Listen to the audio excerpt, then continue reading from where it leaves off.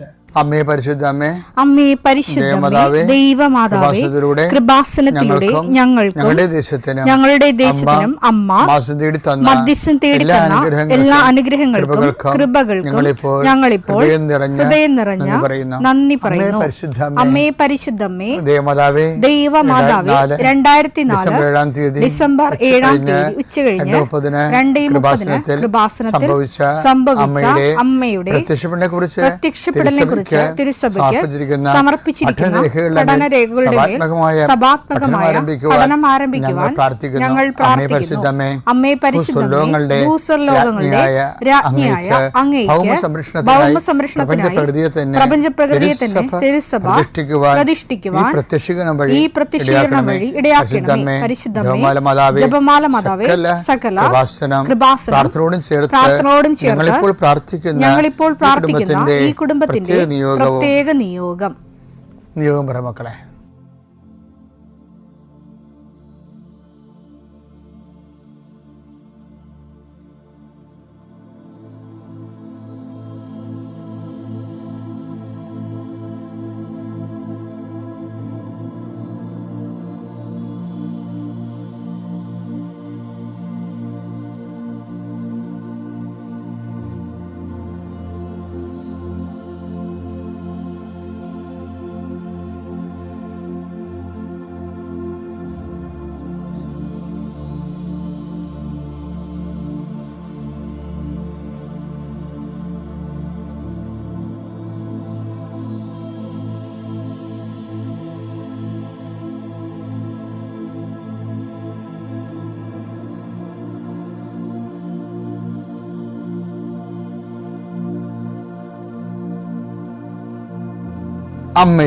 അമ്മയുടെ പ്രത്യക്ഷീകരണത്തിന്റെ ഈ അനുഗ്രഹവേളയിൽ ഞങ്ങൾക്ക് സാധിച്ചു തരുവാൻ കനിയണമേ.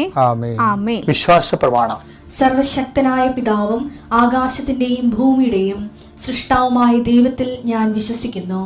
അവിടുത്തെ ഏകപുത്രനും ഞങ്ങളുടെ കർത്താവുമായ ഈശോമിശിഹായിലും ഞാൻ വിശ്വസിക്കുന്നു. ഈ പുത്രൻ പരിശുദ്ധാത്മാവിനാൽ ഗർഭസ്ഥനായി കന്യകാമറിയത്തിൽ നിന്ന് പിറന്ന് പൊന്തിയോസ് പീലാത്തോസിന്റെ കാലത്ത് പീഡകൾ സഹിച്ച് കുരിശിൽ തറയ്ക്കപ്പെട്ട് മരിച്ച് അടക്കപ്പെട്ട് പാതാളങ്ങളിൽ ഇറങ്ങി മരിച്ചവരുടെ ഇടയിൽ നിന്ന് 3-ാം നാൾ ഉയർത്ത് സ്വർഗത്തിലേക്ക് എഴുന്നള്ളി സർവശക്തിയുള്ള പിതാവായ ദൈവത്തിന്റെ വലതുഭാഗത്തിരിക്കുന്നു. അവിടെ നിന്ന് ജീവിക്കുന്നവരെയും മരിച്ചവരെയും വിധിക്കുവാൻ വരുമെന്നും ഞാൻ വിശ്വസിക്കുന്നു. പരിശുദ്ധാത്മാവിലും ഞാൻ വിശ്വസിക്കുന്നു. വിശുദ്ധ കത്തോലിക്കാ സഭയിലും പുണ്യവാന്മാരുടെ ഐക്യത്തിലും പാപങ്ങളുടെ മോചനത്തിലും ശരീരത്തിന്റെ ഉയർപ്പിലും നിത്യമായ ജീവിതത്തിലും ഞാൻ വിശ്വസിക്കുന്നു. ആമേൻ. സ്വർഗ്ഗസ്ഥനായ ഞങ്ങളുടെ പിതാവേ, അങ്ങയുടെ നാമം പൂജിതമാകണമേ. അങ്ങയുടെ രാജ്യം വരണമേ. അങ്ങയുടെ തിരുമനസ് സ്വർഗത്തിലെ പോലെ ഭൂമിയിലും ആകണമേ. അന്നു വേണ്ടുന്ന ആഹാരം ഇന്ന് ഞങ്ങൾക്ക് തരണമേ. ഞങ്ങളോട് തെറ്റ് ചെയ്യുന്നവരോട് ഞങ്ങൾ ക്ഷമിക്കുന്നത് പോലെ ഞങ്ങളുടെ തെറ്റുകൾ ഞങ്ങളോടും ക്ഷമിക്കണമേ. ഞങ്ങളെ പ്രലോഭനത്തിൽ ഉൾപ്പെടുത്തരുതേ, തിന്മയിൽ ഞങ്ങൾ രക്ഷിക്കണമേ. ആമേൻ. നന്മ നിറഞ്ഞ മറിയമേ, സ്വസ്തി. കർത്താവ് അങ്ങയുടെ കൂടെ സ്ത്രീകളിൽ അങ്ങ് അനുഗ്രഹിക്കപ്പെട്ടവളാകുന്നു. അങ്ങയുടെ ഉദരത്തിൻ ഫലമായി ഈശോ അനുഗ്രഹിക്കപ്പെട്ടവനാകുന്നു. പരിശുദ്ധ മറിയമേ, തമ്പുരാന്റെ അമ്മേ, പാപികളായ ഞങ്ങൾക്ക് വേണ്ടി ഇപ്പോഴും ഞങ്ങളുടെ മരണസമയത്തും തമ്പുരാനോട് അപേക്ഷിക്കണമേ. ആമേൻ. കർത്താവിന്റെ ഉന്നതമായ നാമത്തെ സ്തോത്രം ചെയ്യുന്നു. മക്കളില്ലാത്തവരെ ഓർത്ത് പ്രാർത്ഥിക്കുന്നു. ഈശോയെ, ആശുപത്രി കിടക്കുന്നവരെ ഓർത്ത് പ്രാർത്ഥിക്കുന്നു. ഓരോ ബിസിനസ് ചെയ്തിട്ട് തകർന്നു പോകുന്നവരെ കർത്താവ്, ഇന്നെങ്കിലും 10 പൈസ കിട്ടുക ഈശോയെ. കച്ചവടം ചെയ്തിട്ട് നിവൃത്തിയില്ലാതിരിക്കുന്നവരുണ്ട്. കന്യൻ്റെ കയ്യിൽ പൈസ അകപ്പെട്ടു പോയവരുണ്ട്. അത് തിരക്കി പോകുന്നവരും ചോദിക്കാൻ പോകുന്നവരുണ്ട്. അപ്പം അവരെല്ലാം അവരുടെ ഉദ്യമങ്ങളെല്ലാം കർത്താവ് കൊച്ചു തോബിയാസിനെ നീ വിട്ടില്ലേ, കടങ്ങൾ തിരിച്ചു കിട്ടി മേടിക്കാൻ വേണ്ടി. അതുപോലെ അന്ന് റാഫേൽ മാലാഖനെ നീ കൂടെ വിട്ടില്ലേ, ഞങ്ങൾക്ക് നഷ്ടപ്പെട്ടത് തിരിച്ചു വിട്ട മേടിക്കാൻ വേണ്ടി വിടുന്നവരുടെ കൂടെ പരിശുദ്ധമ്മയെ നീ കൂടെ വിടണമെന്ന് പ്രാർത്ഥിക്കുന്നു. ഈശോ കർത്താവ്, ഞങ്ങളുടെ മക്കളെ ഓർത്ത് പ്രാർത്ഥിക്കുന്നു. വീട്ടിലെ സ്ഥിതി കാരണം മനസ്സ് മരവിച്ചിരിക്കുന്ന കുഞ്ഞുങ്ങളുണ്ട്. അവരെല്ലാം ഞാൻ ആശീർവദിക്കുന്നു. എൻ്റെ മക്കളെ, നിങ്ങൾ ആശീർവാദത്തിൽ ആലംബിച്ചുകൊണ്ട് നിങ്ങൾക്ക് പഠിക്കാൻ അത്രയും പഠിക്കുക. ബാക്കി കൃപാസം മാറാതെ നിങ്ങളുടെ വീട്ടിൽ വരും. നിങ്ങളുടെ എല്ലാ പോരായ്മകളെ അമ്മ പരിഹരിക്കുന്ന എത്രയോ സാക്ഷ്യങ്ങൾ നമുക്കുണ്ട്. കർത്താവേ, ജീവിതമാർഗം മുട്ടിപ്പോയവരുണ്ട്, വീട് സ്ഥലവും ഇല്ലാത്തവരുണ്ട്, വിവാഹം ഒത്തുവരാത്തവരുണ്ട്, മക്കൾ ദുർനടപ്പിൽ പോയിട്ട് വേദനിക്കുന്നവരുണ്ട്. എല്ലാ മേഖലകളിലും എന്തെല്ലാം വേദന നീ അനുഭവിക്കുന്നുണ്ടോ അവിടെ എല്ലാം ഈ ദിവസം കർത്താവ് നിന്നെ ആശീർവദിക്കട്ടെ. നീ കണ്ടുമുട്ടുന്ന വ്യക്തികളെ കർത്താവ് ആശീർവദിക്കട്ടെ. നീ ഒപ്പിടുന്ന രേഖകളെ കർത്താവ് ആശീർവദിക്കട്ടെ. നീ ലോൺ എടുക്കാൻ പോവുകയോ സാമ്പത്തിക വിഷയങ്ങൾ സംസാരിക്കാൻ പോവുകയോ ചെയ്യുന്ന ഇടങ്ങളിൽ കർത്താവ് നിനക്ക് തുണ വരട്ടെ. എൻ്റെ കർത്താവിൻ്റെ ഉന്നതമായ നാമത്തിൽ, സഭയുടെ അധികാരത്തിൽ, കുരിശിൻ്റെ അടയാളത്തിൽ ഇനി ഇന്നത്തെ ദിവസം നീ പോകുന്ന എല്ലാ ഇടങ്ങളിലും നിൻ്റെ കർത്താവ് നിന്നെ സന്ധിക്കട്ടെ. നിത്യപിതാവും പുത്രനും പരിശുദ്ധാത്മാവുമായ സർവീശ്വര എന്നേക്കും ആമേൻ. എൻ്റെ പ്രിയപ്പെട്ടവരെ, ആധ്യാത്മിക മുന്നേറ്റങ്ങളിലെ ചില മാങ്ങ അണ്ടിടത്തൊക്കെ പുഴു ഉണ്ടാവുമെന്ന് പറയണില്ലേ? അത് പൂവിടണ കാലത്ത് കയറിപ്പറ്റിയ മുട്ടയായിരിക്കും, ചിലപ്പോൾ പുഴുവായിരിക്കും. അത് മാങ്ങ പിഞ്ച് വളർന്ന് ഉണ്ണി വളർന്നതിന് ശേഷം അത് മാങ്ങ മൂക്കുന്ന അനുസരിച്ച് അതിൻ്റെ ആ പുഴുവും അതുപോലെ വളർന്നുകൊണ്ടിരിക്കും. ഇതുപോലെ ഒരു സംഭവമാണ് ഈ സൽപ്രവൃത്തികൾക്ക്. ഇങ്ങനെ ഒരു ഗതികേടുണ്ട്. സൽപ്രവൃത്തികളൊക്കെ ഉണ്ടായല്ല നമ്മൾ അറിയത്തില്ല. അത് കാരണം അതിൻ്റെ മുഴുവനും ഫലങ്ങൾ നമുക്ക് കിട്ടുന്നില്ല. ഇപ്പോൾ സുവിശേഷ വിലക്ക് ഇപ്പോൾ നമ്മളതിനെ കരിസ്മാറ്റിക് ഇപ്പോൾ ഞാനും പണ്ട് കരിസ്മാറ്റിക് ധ്യാനം നടത്തിയിരുന്നതാണ്. ഇപ്പം മരിയൻ ധ്യാനം നടക്കണം. ഇപ്പോൾ കരിസ്മാറ്റിക് ധ്യാനത്തിൽ ആദ്യകാലങ്ങളൊക്കെ വരുന്നവർ നമ്മുടെ ഇടവകയിലൊക്കെ ഞാനൊരു 12 ഇടവക കൊച്ചച്ഛനായിട്ടും കേട്ടിരുന്നിട്ടുണ്ട്. അപ്പോൾ അവിടെ കരിസ്മാറ്റിക് ഗ്രൂപ്പുകൾ വരും ഇടവകയിൽ. പക്ഷേ അവർ ധ്യാനം കൂടി, പിന്നെ വളർച്ചാ ധ്യാനം കൂടി, അതുപോലെ തന്നെ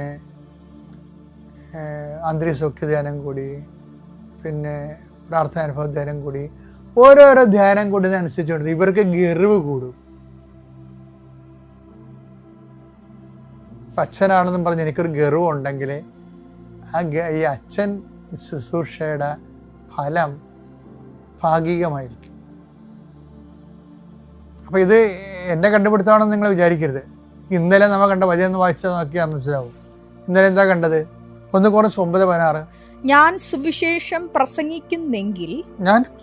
പ്രസംഗിക്കുന്നെങ്കിൽ അതിലെനിക്ക് അഹംഭാവത്തിന് വകയില്ല. അത് എനിക്ക് അഹംഭാവം കണ്ട ഈ സാധനം കയറി വരും. അഹംഭാവം എന്നുള്ള സംഭവം കയറി വരും. ഇത് പൗലോസിൻ്റെ ഒരു നിരീക്ഷണമാണിത്. അതായത് സുവിശേഷം പ്രസംഗിക്കുന്നതിൻ്റെ പേരിൽ കർത്താവിനെ തിരഞ്ഞെടുത്ത് ഉപയോഗിക്കുന്നു, എൻ്റെ സഭകൾ വളരുന്നു എന്ന് പറയുമ്പോൾ പത്രോസിൻ്റെ ഈ പൗലോസിനേക്കാൾ കൂടുതൽ അഹംഭാവം ഉണ്ടായിരുന്ന ആളാണ് ഈ പൗലോസ്. പത്രോസിനെ കൂടുതൽ അഹംഭാവം ഉണ്ടായിരുന്ന ആളാണ് ഈ പൗലോസ്.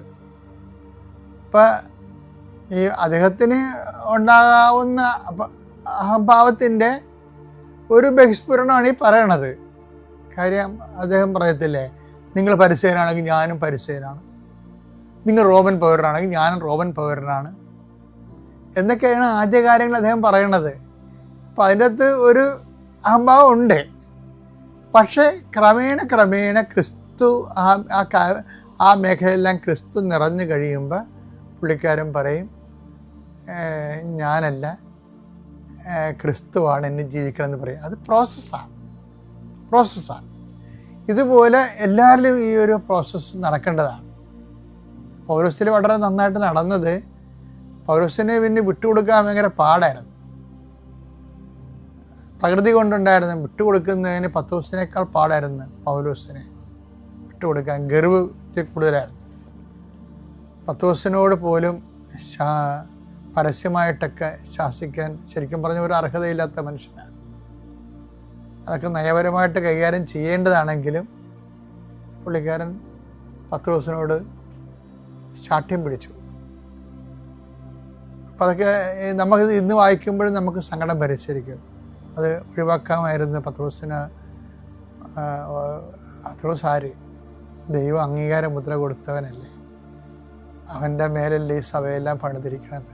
അപ്പോൾ ദൈവം തിരഞ്ഞെടുത്തവനെ പരസ്യമായിട്ട് ഇന്നലെ വന്ന ആൾ അതും കുറേ നാൾ കർത്താവിൻ്റെ ആൾക്കാരെ കൂടി അടുത്ത ആൾക്കാരെ കൊല്ലാൻ പോയപ്പോൾ ദൈവം കഴുത്തെ പിടിച്ചുള്ള താഴെയിട്ട ആളാണ്. അയാൾക്ക് മനസാന്തരം ഉണ്ടായി, അയാൾ തിരിച്ചു വന്നു. പക്ഷെ അപ്പോഴും ഒരു പാകത ആ സമയത്തും വരണില്ല. ശരിക്കും പൗലോസിന് അവസാന കാര്യങ്ങളിലാണ് ശരിക്കും പാകത വരണത്, കാര്യങ്ങളെ മനസ്സിലാക്കി വരുന്നതിന്. ഇതൊരു നേച്ചറിൻ്റെ പ്രോബ്ലമാണിത്. നമ്മൾ കുറച്ചുകൂടി സബ്മിസീവ് ആണെങ്കിൽ നമുക്ക് കുറച്ചുകൂടി നേരത്തെ ക്രിസ്തു നമ്മളിൽ നിറയും.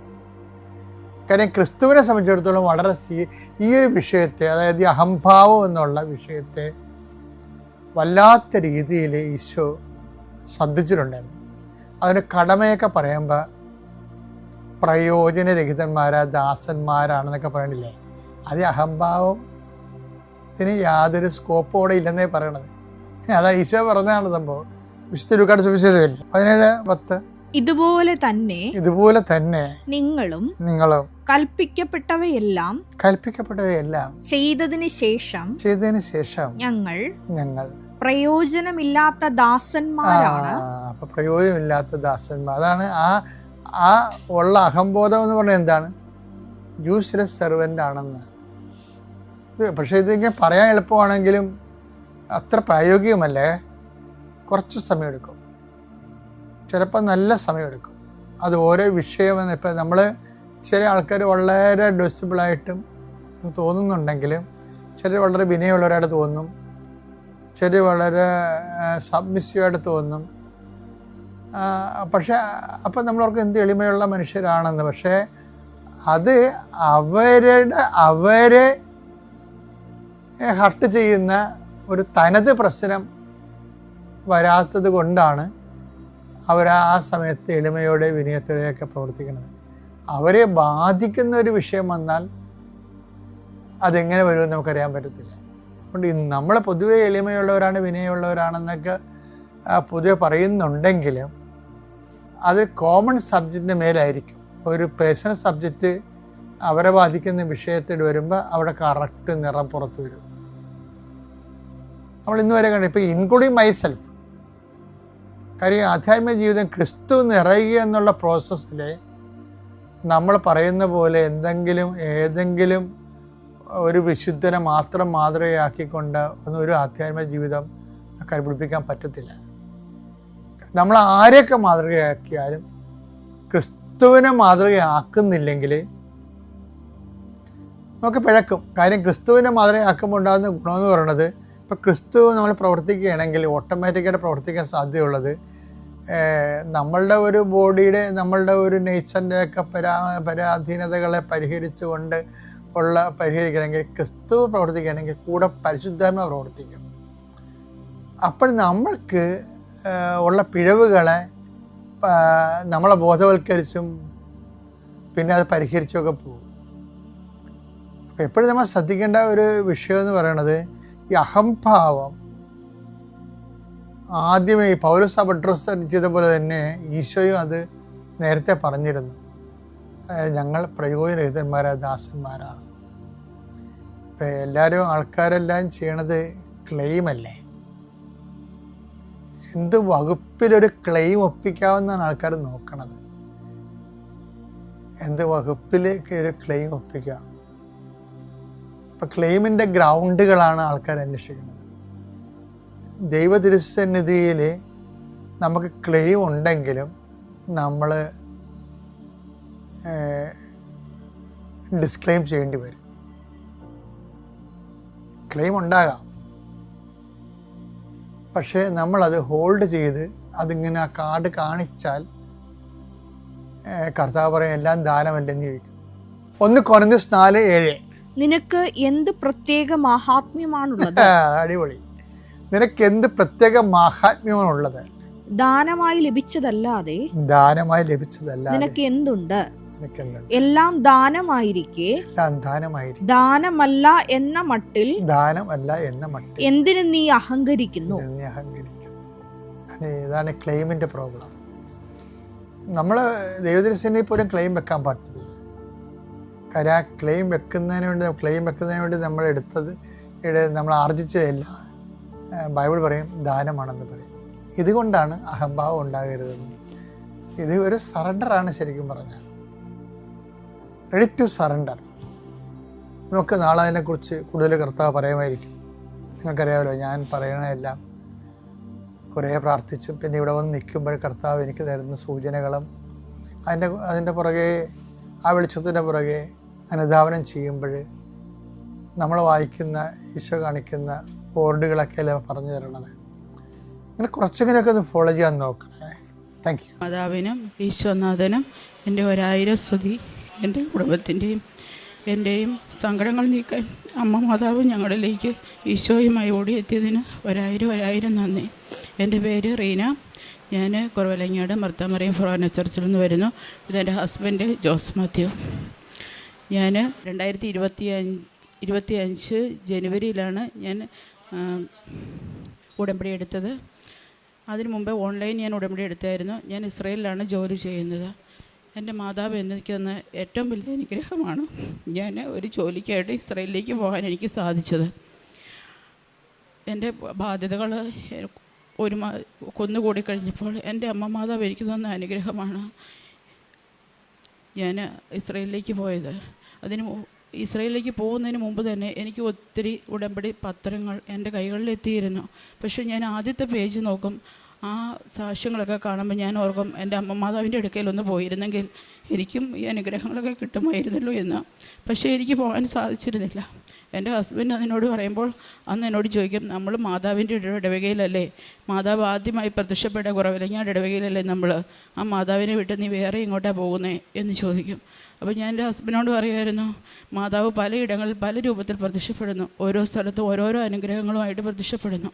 എനിക്കും അമ്മ മാതാവിനെ കാണുന്ന കൃപാസനത്തിലൊന്ന് പോകണമെന്ന് ആഗ്രഹമുണ്ട്. അപ്പോൾ ഞാൻ ജോലി ചെയ്തിരുന്ന സ്ഥലത്ത് എൻ്റെ അടുത്തൊരു ചേച്ചി എന്നോട് പറഞ്ഞു, നീ എൻ്റെ കൂടെ പോരുന്നുണ്ടോ, ഞാൻ നിന്നെ കൊണ്ടുപോകാം എന്ന് പറഞ്ഞു. അപ്പോൾ എനിക്ക് അന്ന് അവധിയൊന്നും കിട്ടാത്തത് കൊണ്ട് ഞാൻ പോകുന്നില്ല.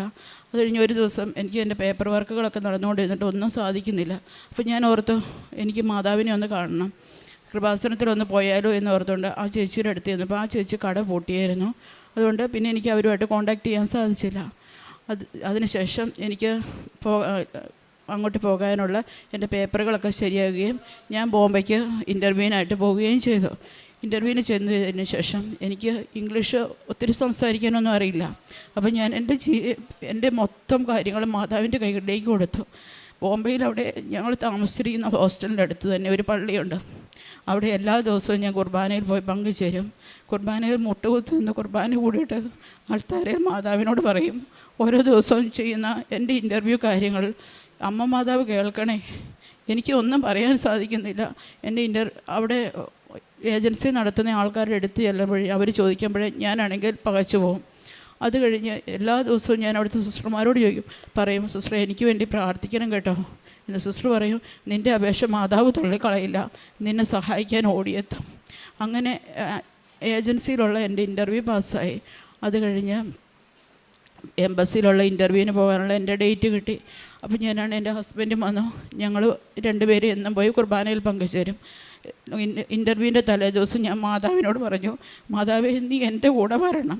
ഇൻ്റർവ്യൂ നടത്തുന്ന ആളുടെ മുഖത്തേക്ക് നോക്കുമ്പോൾ ഞാൻ പല ഇൻ്റർവ്യൂകളിലും പോകുമ്പോൾ ഫെയിലാകുന്നത് അവരുടെ മുഖത്തേക്ക് നോക്കുമ്പോൾ എനിക്കൊന്നും പറയാൻ സാധിക്കില്ല. എനിക്ക് ഒന്നാമത് ഇംഗ്ലീഷ് നന്നായിട്ട് സംസാരിക്കാൻ അറിയില്ല. അപ്പോൾ മാതാവേ നിൻ്റെ മുഖത്ത് നോക്കി സംസാരിക്കുമ്പോൾ എനിക്ക് എന്തും ചെയ്യാൻ സാധിക്കും. നീ ആയിരിക്കണം ഇൻ്റർവ്യൂ നടത്തുന്ന ആളുടെ സ്ഥാനത്ത് നിൽക്കേണ്ടത്. നിൻ്റെ മുഖത്ത് നോക്കിയാണ് അവർ ചോദിക്കുന്നതിന് ആൻസർ എനിക്ക് നൽകേണ്ടത് എന്ന് പറഞ്ഞു. ഞാൻ പ്രാർത്ഥിച്ചു, കരഞ്ഞു. എൻ്റെ കൂടെയുള്ള കൂട്ടുകാരെല്ലാവരും പറഞ്ഞു, നിൻ്റെ കൂടെ മാതാവ് വരും. എൻ്റെ സങ്കടങ്ങൾ കാണുമ്പോൾ അവൾ പറയും, നിൻ്റെ കൂടെ മാതാവ് വരും എന്ന് അവരെന്നെ ധൈര്യം പിടിഞ്ഞു എന്നെ വിട്ടു. ഞാൻ ഇൻ്റർവ്യൂവിന് ചെന്നു. അവിടെ കയറി നിന്ന് കഴിഞ്ഞപ്പോൾ ഞാൻ നോക്കുമ്പം എൻ്റെ ഇൻ്റർവ്യൂവിന് നിൽക്കുന്ന മാഡത്തിൻ്റെ പേര് റീന. മാഡത്തിന് നോക്കിയപ്പോൾ തന്നെ എനിക്ക് വലിയ സങ്കടങ്ങളൊന്നും തോന്നിയില്ല. പക്ഷേ എനിക്ക് സംസാരിക്കാൻ തുടങ്ങിയപ്പോൾ എന്തോ ഒരു ഇതുപോലെ തോന്നും. അപ്പം ഞാൻ നോക്കുമ്പോൾ മാതാവ് തൻ്റെ തൊട്ട് മുറകിൽ വെള്ള കളറുള്ള കാപ്പ ധരിച്ച് അതിൽ നീല ബോർഡറുള്ള ആ വസ്ത്രമണിഞ്ഞാണ് മാതാവ് നിൽക്കുന്നത്. എനിക്ക് വളരെയേറെ സന്തോഷമായി. ഞാൻ വിളിച്ച എൻ്റെ മാതാവ് എൻ്റെ ഒപ്പം വന്നു നിന്നുകൊണ്ട് എനിക്ക് മാതാവിനെ നോക്കി സംസാരിക്കാൻ സാധിച്ചു. അവരെന്നോട് അധികം ക്വസ്റ്റ്യനുകളൊന്നും ചോദിച്ചു പോലുമില്ല. 2 or 3 ക്വസ്റ്റ്യനുകൾ ചോദിച്ചു. എനിക്ക് ഒരെണ്ണത്തിൻ്റെ 2 ആൻസർ മാത്രമേ പറയാൻ പറ്റുകയുള്ളൂ. അവരെന്നോട് പറഞ്ഞു, സാരമില്ല, അവിടെ ചെന്നാൽ നീ എല്ലാം ശരിയാകും, നീ അവിടെ പോയി ജോലി നോക്കുക, നിൻ്റെ ഹസ്ബൻഡിന് സംസാരിക്കാൻ ഇംഗ്ലീഷ് അറിയില്ലെങ്കിൽ നിനക്ക് പറഞ്ഞു കൊടുക്കാം. അപ്പോൾ എനിക്ക് കേൾക്കുന്നതെല്ലാം മനസ്സിലാവും, തിരിച്ചെനിക്ക് സംസാരിക്കാനേ പറ്റത്തില്ല. അപ്പം ഞാനും പറഞ്ഞു ഓക്കെ. അപ്പം ഞാൻ എൻ്റെ ഹസ്ബൻഡിനോട് ക്വസ്റ്റ്യൻ ചോദിച്ചപ്പോൾ ഞാനത് എൻ്റെ ഹസ്ബൻഡിന് പറഞ്ഞു കൊടുത്തു. ഹസ്ബൻഡ് പറഞ്ഞു ഞങ്ങൾ എൻ്റെ ഇൻ്റർവ്യൂ പാസ്സായി 2-3 ദിവസത്തിനുള്ളിൽ എൻ്റെ വിസയും വന്നു, എനിക്ക് പോകാൻ വന്നു. ഞാൻ അവിടെ എത്തിയതിന് ശേഷം എനിക്ക് എൻ്റെ ജോലി ഭയങ്കര ടഫായിരുന്നു. പക്ഷേ എൻ്റെ ബാധ്യതകൾ കാരണം ഞാനതെല്ലാം പിടിച്ചു നിന്നു. എൻ്റെ കുഞ്ഞുങ്ങൾ, കുടുംബം, എല്ലാ കാര്യങ്ങളും മാതാവ് തന്ന ജോലി ഞാൻ നേരത്തെ പറഞ്ഞു, എനിക്ക് ജോലി കിട്ടിയാൽ ഞാൻ മാതാവ് പറയാതെ ഞാനത് ഉപേക്ഷിക്കില്ല എന്ന്. അങ്ങനെ ഞാൻ 1 വർഷം പിടിച്ചു നിന്നു. അപ്പോൾ എന്നെ സഹായിക്കാൻ മാതാവ് ഞാൻ ഈ എയർപോർട്ടിൽ നിന്ന് കയറുന്ന അപ്പം തൊട്ട് ഓരോരുത്തരെ എനിക്കായി നിശ്ചയിച്ചു. ഞാൻ അവിടെ ഒരു ഹോസ്റ്റലിൽ ചെന്ന് കഴിഞ്ഞപ്പോൾ തന്നെയായാലും അവിടെ ഒരാൾ എനിക്ക് മുമ്പേ പോയൊരു കൂട്ടുകാരി അവിടെ നിൽപ്പുണ്ടായിരുന്നു. അവൾ എന്നെ സഹായിച്ചു. അത് കഴിഞ്ഞ് ആരും അറിയാത്ത ഇവിടുന്ന് ഞാൻ എൻ്റെ കുറവലങ്ങാട് പ്രദേശത്ത് നിന്ന് കോട്ടയം വരെ തന്നെ എൻ്റെ ഹസ്ബൻഡ് ഞാൻ യാത്ര ചെയ്തിട്ടില്ല. അങ്ങനെ ഒരു വ്യക്തി ഞാൻ തന്നെ ഇസ്രയേൽ എന്ന രാജ്യത്ത് ചെല്ലുകയും അവിടെ ആ എയർപോർട്ടിൽ നിന്ന് 4.5 മണിക്കൂർ യാത്ര ചെയ്ത് വേറൊരു ലെബനോൻ്റെ അതിർത്തിയിലാണ് ഞാൻ ജോലി ചെയ്യുന്നത്. അവിടെ പോകുന്ന വഴിക്ക് എൻ്റെ കയ്യിൽ അരക്കുപ്പി വെള്ളം മാത്രം, എനിക്ക് വിശന്നിട്ട് ഒരു രക്ഷയില്ല. അപ്പോഴാണെങ്കിൽ എൻ്റെ കൂടെ കുറച്ച് മെഡിസിൻ തന്ന അവിടെയുള്ള ഒരു കൊച്ചിന് ഒരു മെഡിസിൻ തന്നു വിട്ടായിരുന്നു. അപ്പോൾ ആ കൊച്ചിൻ്റെ പേരും റീന. അപ്പോൾ ആ കൊച്ചിനെ നിരന്തരം വിളിച്ചുകൊണ്ടിരുന്നപ്പോൾ ഞാൻ അവസാനം പറഞ്ഞു, എനിക്കാണെങ്കിൽ വിശന്നിട്ട് വയ്യ, നീ എവിടെ നിന്നെങ്കിലും എനിക്ക് ഇത്തിരി ഭക്ഷണം മേടിച്ച് തരുമോ, ഞാൻ വരുമ്പോൾ പൈസ നിനക്ക് തരാം. അപ്പോൾ അവൾ എന്നോട് പറഞ്ഞു, നീ വിശന്നാലും എങ്ങും ഇറങ്ങരുത്, ബസ്സിൽ നിന്ന് ഇറങ്ങരുത്, ബസ്സിൽ നിന്ന് ഇറങ്ങിക്കഴിഞ്ഞാൽ നിനക്ക് എങ്ങും പോകാൻ അറിയില്ല, അതുകൊണ്ട് നീ ബസ്സിൽ നിന്ന് ഇറങ്ങരുത്, നീ ആണെങ്കിൽ ബസ് സ്റ്റേഷനിൽ വരുമ്പോൾ ഞാൻ നിന്നെ കാത്തു നിൽക്കും, നിനക്ക് വേണ്ടതെല്ലാം ഞാൻ കൊണ്ടുത്തരും. ഞാനവിടെ ചെന്നപ്പോൾ എനിക്ക് ഭക്ഷണവും വെള്ളവുമായിട്ട് അവരവിടെ കാത്തു നിൽപ്പുണ്ടായിരുന്നു. ഞാൻ അത് മെഡിസിൻ കൊടുത്തു, തിരിച്ച് എൻ്റെ ഏജൻസി തന്നെ എൻ്റെ ജോലിയിൽ കൊണ്ടുപോയി. അവിടെ ചെന്ന് കഴിഞ്ഞപ്പോൾ അവിടെ 5 ജോലിക്ക് ആൾ നിന്നിട്ട് ഒരാൾ പോലും അവിടെ നിൽക്കാത്തൊരു ജോലിയിലാണ് ഞാൻ ചെന്നത്. അന്ന് തൊട്ട് തന്നെ ആ എംപ്ലോയർ ഭയങ്കര ക്രൂരമായ ഒരു സ്ത്രീയായിരുന്നു. നമുക്ക് ഫുഡ് തരാനോ അങ്ങനെയൊന്നും അവർക്ക് ഇഷ്ടമില്ലായിരുന്നു. അപ്പോഴാണെങ്കിൽ എനിക്കവിടെ 8 മലയാളികളെ, ഞാൻ താമസിക്കുന്ന ഒരു കിബൂട്ട്സ് ആയിരുന്നു, അവിടെ ഒരു 8 മലയാളികളെ എനിക്കായി മാതാവ് കരുതി വെച്ചു. അതിൽ 2 പേര് എൻ്റെ ഇടതും വലതും എന്ന പോലെ എൻ്റെ സഹായത്തിന് എപ്പോഴും എന്നോടൊപ്പം ഉണ്ടായിരുന്നു. എനിക്കാണെങ്കിൽ എൻ്റെ എംപ്ലോയർ ഭക്ഷണം തന്നില്ല എങ്കിൽ അവർ ഭക്ഷണം ഉണ്ടാക്കി എനിക്ക് ജനലിൽ കൊണ്ട് തന്നു വരുമായിരുന്നു.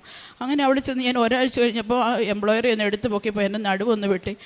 എനിക്കാണെങ്കിൽ അപ്പം തന്നെ ഞാൻ അവിടെ തല കറങ്ങി വീണു. ആ സമയത്ത് ഞാൻ മാതാവിനോട് പറഞ്ഞു, മാതാവേ എന്നെ സഹായിക്കാൻ എനിക്ക് ആരുമില്ല, ഓടി എത്തണമേ എന്ന് പറഞ്ഞു. അപ്പോൾ എൻ്റെ എംപ്ലോയർ തന്നെ അവിടുത്തെ ഒരു മെമ്പറെ വിളിച്ചിട്ട് പറഞ്ഞു, അവൾക്ക് തല കറങ്ങി വീണു എന്ന് പറഞ്ഞു. ഉടനെ തന്നെ എൻ്റെ കൂട്ടുകാരികളെ പറഞ്ഞു വിട്ട് അവരെനിക്ക് ശുശ്രൂഷ തന്നു. ഒരാഴ്ച എനിക്ക് കട്ടിൽ നിന്ന് എഴുന്നേക്കാൻ പോലും വയ്യാത്ത അവസ്ഥയിൽ അവർ എന്നെ ശുശ്രൂഷിക്കുകയും എനിക്ക് ഫുഡ് തരികയും എന്നെ സുഖമാക്കുകയും ചെയ്തു. അതിനുശേഷം 1 വർഷം കഴിഞ്ഞതിന് ശേഷം ആ എംപ്ലോയർ പറഞ്ഞു, എനിക്ക് നിന്നെ വേണ്ട, നിന്നെ ജോലിയിൽ നിന്ന് ഞാൻ പിരിച്ചു വിടാൻ പോവുക എന്ന് പറഞ്ഞു. അപ്പോൾ ഞാൻ ഓർത്ത്, എൻ്റെ ദൈവം, എൻ്റെ ബാധ്യതകൾ മുന്നിൽ കിടക്കുക, എനിക്ക് തന്നെ പോയൊരു ജോലി കണ്ടുപിടിക്കാനുള്ള ഒരു കരുത്തില്ല, മാതാവ് എന്നെ നീ സഹായത്തിന് വരണമേ എന്ന് പറഞ്ഞു. അതിനു മുമ്പ് തന്നെ ഞാൻ 2022 ഡിസംബറിൽ ഞാൻ ബെത്ലഹേം, ഞാൻ അവിടെ ചെന്നിട്ട് എനിക്ക് വലിയൊരു അനുഗ്രഹം കിട്ടി. ഇസ്രായേലിലെ എല്ലാ ദേവാലയങ്ങളിലും തന്നെ സന്ദർശിക്കാനുള്ള അനുഗ്രഹം എനിക്ക് കിട്ടി. ആ നസ്രത്ത്, കാനായ്, അങ്ങനെ എല്ലാ സ്ഥലങ്ങളും. അങ്ങനെ ഡിസംബറിൽ ഞാൻ ബെത്ലഹേമിലൊന്ന് പോകണമെന്ന് ഓർത്ത് സന്തോഷിച്ച് ബെത്ലഹേമിൽ പോയി. തിരിച്ചും ബസ്സിൽ വന്ന് ഇറങ്ങുന്ന സമയത്ത് കുറേ കൂട്ടുകാരുണ്ട്, മലയാളികളെല്ലാം നടന്നു പോകുന്ന വഴിക്ക് അമ്മ മാതാവ് എനിക്കൊരു ക്ഷണപത്രിക അവിടെ കൊണ്ടുപോയിട്ടു. അതാണ് കൃപാസനം പത്രം. ആ നിലത്ത് കിടക്കുന്ന കണ്ട് ഞാനും കടന്നു പോകുന്നതാണ് ആ വഴികളിലൂടെ. എന്നിട്ട് ഞാൻ തിരിഞ്ഞു നോക്കുമ്പോൾ ആ പത്രം കിടക്കുന്നു. അപ്പം ഞാൻ ഓർത്തു, കൃപാസനം പത്രം, ഇത് മാതാവിൻ്റെ പത്രമാണല്ലോ, മലയാള എഡിഷനാണല്ലോ. ഞാൻ തിരിച്ച് തന്ന പത്രം നെഞ്ചോട് ചേർത്ത് വെച്ചു. ഞാൻ ഓർത്തു, മാതാവ് എന്നെ ക്ഷണിക്കാനായിട്ട് ഇവിടെ എത്തി എന്നോർത്തു. ഞാൻ അത് എടുത്തുകൊണ്ട് വന്നു. പക്ഷെ ഞാൻ വായിച്ചില്ല. ഞാൻ അന്ന് തൊട്ട് മാതാവ് എൻ്റെ അടുത്ത് ഇങ്ങനെ എപ്പോഴും, ഞാൻ എങ്ങോട്ട് നോക്കിയാലും എൻ്റെ ഭിത്തികളിൽ മാതാവിനെ എനിക്ക് കാണാൻ സാധിക്കും. ഞാൻ മാതാവിനോട് ഗുഡ് മോർണിംഗ് പറഞ്ഞ് എഴുന്നേക്കും, ഗുഡ് നൈറ്റ് പറഞ്ഞ് കിടക്കും. എൻ്റെ എല്ലാ സങ്കടങ്ങളിലും മാതാവിന് ഞാൻ ഭാഗഭാക്കായി. ഒരു 1-2-3 മാസങ്ങൾക്ക് ശേഷം എനിക്ക് കൊന്ത ചെല്ലാൻ സാധിക്കാതെ വരുന്നു. പൈശാചിക ശക്തി എന്നിലേക്ക് വന്നു തുടങ്ങിയിരിക്കുന്നു എന്ന് എനിക്ക് മനസ്സിലായി. അപ്പോൾ ഞാൻ കൂടുതൽ പ്രാർത്ഥിച്ചു. മാതാവ് എന്നിൽ നിന്ന് എനിക്ക് കാണാൻ പറ്റാതെ വന്നു. അപ്പോൾ ഞാൻ കൊന്ത ഉപേക്ഷിച്ച് പോയോ എന്നോർത്തോണ്ട് ഞാൻ കരഞ്ഞു. ആ സമയത്താണ് മാതാവ് എനിക്ക് മാതാവിൻ്റെ സാന്നിധ്യം വേണമെന്ന് പറഞ്ഞ് കരഞ്ഞ സമയത്ത് സമയത്താണ് എൻ്റെ ജോലി നഷ്ടപ്പെടാൻ വേണ്ടിയിരിക്കുന്നത്. ആ സമയത്ത് എൻ്റെ ഒരു കൂട്ടുകാരി സോണിയ എന്ന് പറഞ്ഞ ആൾ എന്നോട് പറഞ്ഞു, അത് പല പ്രാവശ്യം അവൾ എന്നോട് പറഞ്ഞിട്ടുണ്ട്, നീ ഒരു ഉടമ്പടി എടുക്കുക. അപ്പോൾ ഞാൻ പറയും, ഞാനും മാതാവിൻ്റെ ഒരു പള്ളിയിൽ നിന്നല്ല വരുന്നത്, എനിക്ക് മാതാവിനെ കൂടുതൽ അറിയാം, എൻ്റെ മാതാവാണ് എന്നെ ഇവിടെ എത്തിച്ചത് എന്ന് ഞാൻ പറയുമായിരുന്നു. ആ സമയത്ത് അവൾ എന്നോട് പറഞ്ഞു, നീ ഇന്ന് തന്നെ ഒരു ഉടമ്പടി എടുക്കുക. അങ്ങനത്തെ ഒരു ദിവസമായിരുന്നു 2023 ജൂൺ 6-ാം തീയതി. ഉച്ചയ്ക്ക് 1:30 ഞാൻ അവളോട് വിളിച്ചു പറഞ്ഞു, സോണി എനിക്ക് ഉടമ്പടി എടുക്കാതെ പറ്റത്തില്ല, എനിക്ക് പിടിച്ചു നിൽക്കാൻ പറ്റുന്നില്ല, എനിക്ക് ജോലി വേണം, എനിക്ക് ഉടനെ തന്നെ മാറിപ്പോകാൻ എനിക്ക് പറ്റത്തില്ല എന്ന് പറഞ്ഞു. ഉടനെ തന്നെ അവൾ എനിക്ക് ഫോണിലൂടെ തന്നെ ഓൺലൈൻ ഉടമ്പടി എടുക്കാനുള്ള എല്ലാ കാര്യങ്ങളും പറഞ്ഞു തരികയും ഞാൻ ഉടമ്പടി എടുക്കുകയും ചെയ്തു. അതിൽ ഞാൻ മാതാവിൻ്റെ അനുഗ്രഹത്തിന് പ്രാർത്ഥിച്ചു. എന്നെയും എൻ്റെ കുടുംബത്തിൻ്റെ അമ്മയുടെ പ്രത്യക്ഷീകരണത്തിന് സാക്ഷിയാക്കി മാറ്റണമേ. എൻ്റെ കുഞ്ഞുങ്ങളെ ഈശോയ്ക്ക് സമർപ്പിച്ചു. അമ്മ മാതാവിനോട് ഞാൻ പ്രാർത്ഥിച്ചു കിട്ടിയ കുഞ്ഞുങ്ങളാണ്. അമ്മ മാതാവ് തന്നെ കരുതണമേ, എൻ്റെ മാതാപിതാക്കളെ കരുതണമേ എന്ന് പറഞ്ഞു. അതിനുശേഷം ഞാൻ പറഞ്ഞു, എൻ്റെ മാതാവേ, എനിക്ക് 6 മാസം ഈ ജോലിയിൽ തുടരണം. 6 മാസത്തിന് ശേഷം നിനക്ക് ഇഷ്ടമാണെങ്കിൽ നീ ജോലി കളഞ്ഞു. എനിക്ക് ആ സമയത്ത് എനിക്ക് വേറൊരു ജോലിയിൽ തുടരാൻ എന്നെ മാനസികമായിട്ടും ശാരീരികമായിട്ടും നീ എന്നെ ശക്തിയാക്കണമേ എന്ന് പ്രാർത്ഥിച്ചു. അതിനുശേഷമാണ് ഒക്ടോബറിൽ യുദ്ധം പൊട്ടി പുറപ്പെടുത്തത്. അവിടുന്ന് ഞങ്ങളൊരു ഹോട്ടലിലേക്ക് മാറ്റുകയും ആ ഹോട്ടലിൽ ചെന്നപ്പോൾ ഒരു മുറിയിലാണ് ഞാനും എൻ്റെ എംപ്ലോയറും താമസിക്കുന്നത്. അവർ ഭയങ്കര ക്രൂരമായിട്ട് എന്നോട് പെരുമാറാൻ തുടങ്ങി. അതും ഞാൻ പിടിച്ചു നിന്നു. അതിനുശേഷം വേറൊരു ഹോട്ടലിലേക്ക് മാറ്റി. അവിടെ ചെന്ന് കഴിഞ്ഞപ്പോൾ അവർ ഒരു ഫാൻ ഇടുകയോ AC ഓണാക്കുകയോ, ഒരു ഭയങ്കര കൊടും തണുപ്പാണ്, അവർക്ക് മാത്രമായിട്ട് ചൂട് പകർന്നു കിട്ടും, എനിക്കത് കിട്ടത്തില്ല.